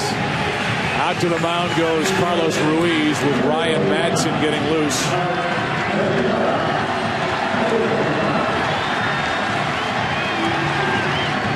In a 6-0 game. Joe Girardi now is thinking about the runs that his bullpen has allowed here over the last 2 innings. 4 runs, 2 in the 8th, 2 in the 9th. Yeah, those tack-on runs lose a lot of ball games. I think Charlie Manuel allowing Lee to pitch to Teixeira because Teixeira has struck out twice and popped to second tonight. After the high delivery, strike 1.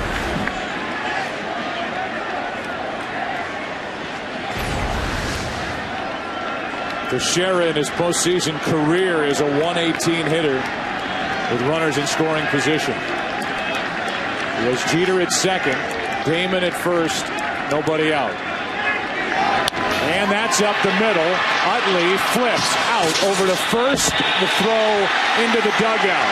There goes the shutout. Jeter will come to the plate in a 6-1 game, and down to second is Teixeira. Jimmy Rollins trying to do too much instead of planning and throwing to first base. Teixeira is not a fast runner. Rollins tries to hurry his throw. Gets off on the wrong foot. Watch the right foot throw. Normally, a shortstop will try to pivot. I think Rollins had a little more time than he thought. So a throwing error on the part of Rollins in here. Cliff Lee allowed to pitch to Alex Rodriguez. 6-1, Philadelphia. It's a force out at second base, and then an error on Jimmy Rollins, his second of the postseason. That's the first error of the night. Now Ruiz goes out to talk. Notice how deliberate Chase Utley was on that ball. Infielders are trained to make sure of one when you're leading by 6 in the 9th inning.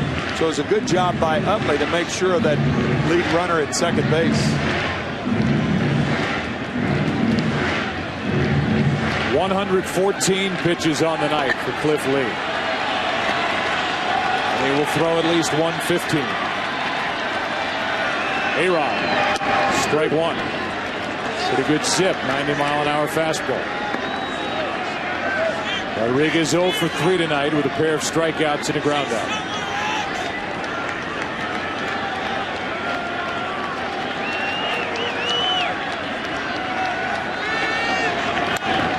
Strike two.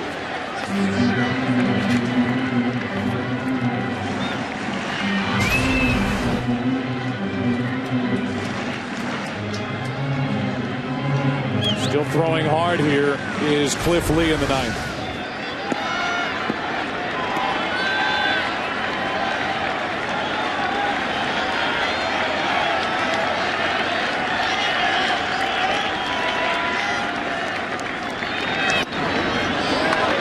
Ball one.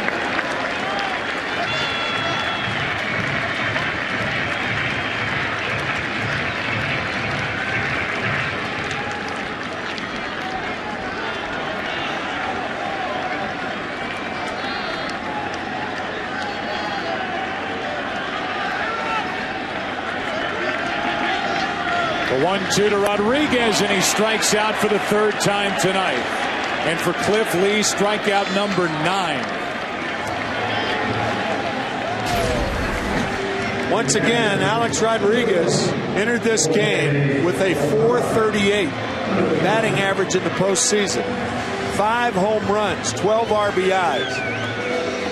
And Cliff Lee, a left-hander to the right-handed hitter, has struck him out 3 times. As it stands right now, still no earned runs against Cliff Lee. Posada up, runner at second, 2 out, strike one. Only run so far scoring on the throwing error by Jimmy Rollins.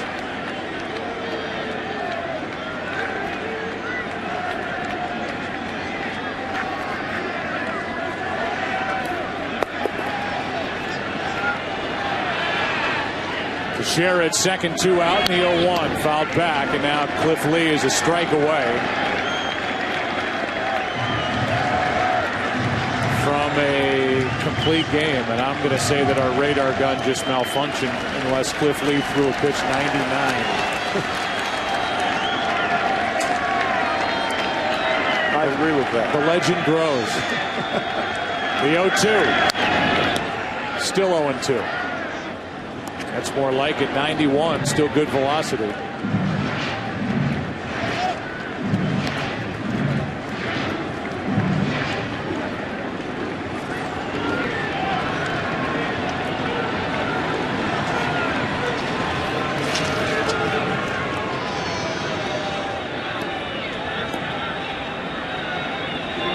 So much for the 6-day layoff for the Philadelphia Phillies. They lead here by 5 in the bottom of the 9th inning, and Cliff Lee has allowed only 2 earned runs in 33 postseason innings. Ends it with a strikeout of Jorge Posada. And total dominance on the part of the left-hander Cliff Lee, who was sensational here tonight for Philadelphia. What an exhilarating performance by Cliff Lee.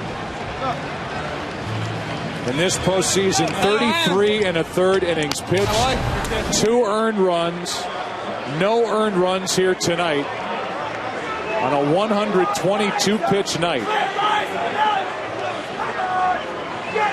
And a full 9 from Cliff Lee. And clearly, he is the American Express take charge player of the game. Here Charlie Manuel will say, way to throw the ball, man. And that is the understatement of the night. He threw it well, he caught it well, and he shut down this Yankee lineup. And he is the American Express take charge player of the game.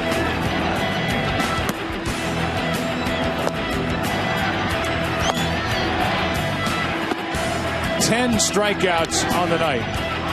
No walks. 1 run, no earned runs, and just 6 hits. And the Phillies lead 1-0 in this World Series. And as you look at the final score, we go down to the field and go to Mark Grace with Chase Utley. Thanks, Joe. I'm down here with the offensive star, Chase Utley. And Chase, you just hit 2 home runs off one of the best left-handers in all of baseball, a guy that's on a big role in the postseason. What was your personal game plan against CC Sabathia tonight? Try to hit his fastball, try to lay off his slider because it's tough to hit. I was able to get 2 pitches to hit, and I didn't miss him. You can't miss him on that guy. The Phillies, you guys are the defending world champions, and yet it seems like the Yankees came in here as big favorites. Now, do you guys use that as fuel because you're the underdogs in this thing? Well, we have confidence. We know we have a good team, as well as the Yankees. We're just going to go out and play hard. You know, Cliff Lee pitched outstanding tonight. They have a great offense, and he's got to be really proud of himself. Go get a shower, pal. Great job. Let's send it back up to Joe Buck. All right, Mark, thank you very much. And we welcome everybody to the Chevy postgame show on Fox. And we go back down to the field, and here's Ken Rosenthal. Cliff Lee, so much talk about the Yankees offense entering this series. You pitched a complete game, 10 strikeouts, no walks. How did you do it? Working ahead, mixing speeds and staying out of the heart of the plate. That's what you got to do, to be successful as a pitcher. And tonight I was able to do that. And the times that I did get behind in the count, I was able to make a quality pitch and make them hit it to someone. But, it's a tough lineup to pitch to. It's, if you keep them in the yard, you're doing pretty good, much less being able to throw the whole game and, keep them at bay the way I did. I'm really proud of that. And the bottom line was mixing speeds and locating pitches. You made the nonchalant catch on the pop-up. You made the behind-the-back play. It's game 1 of the World Series. You looked awfully relaxed out there. Talk about those plays and whether you were nervous at all on the mound.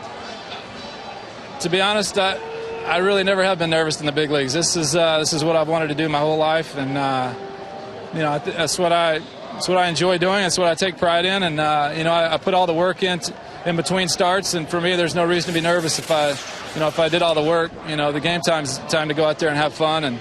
Let your skills take over, and I really have never been nervous in the big leagues. It's kind of weird, but it boils down to confidence and trusting your teammates and the work you've done to build up to it, and going out there and executing.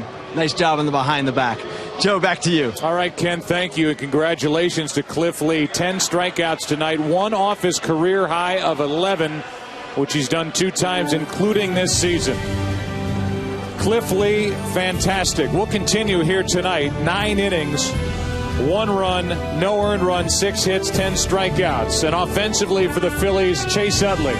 2 home runs, 2 big stars for the Phillies, up 1-0. We'll continue after this.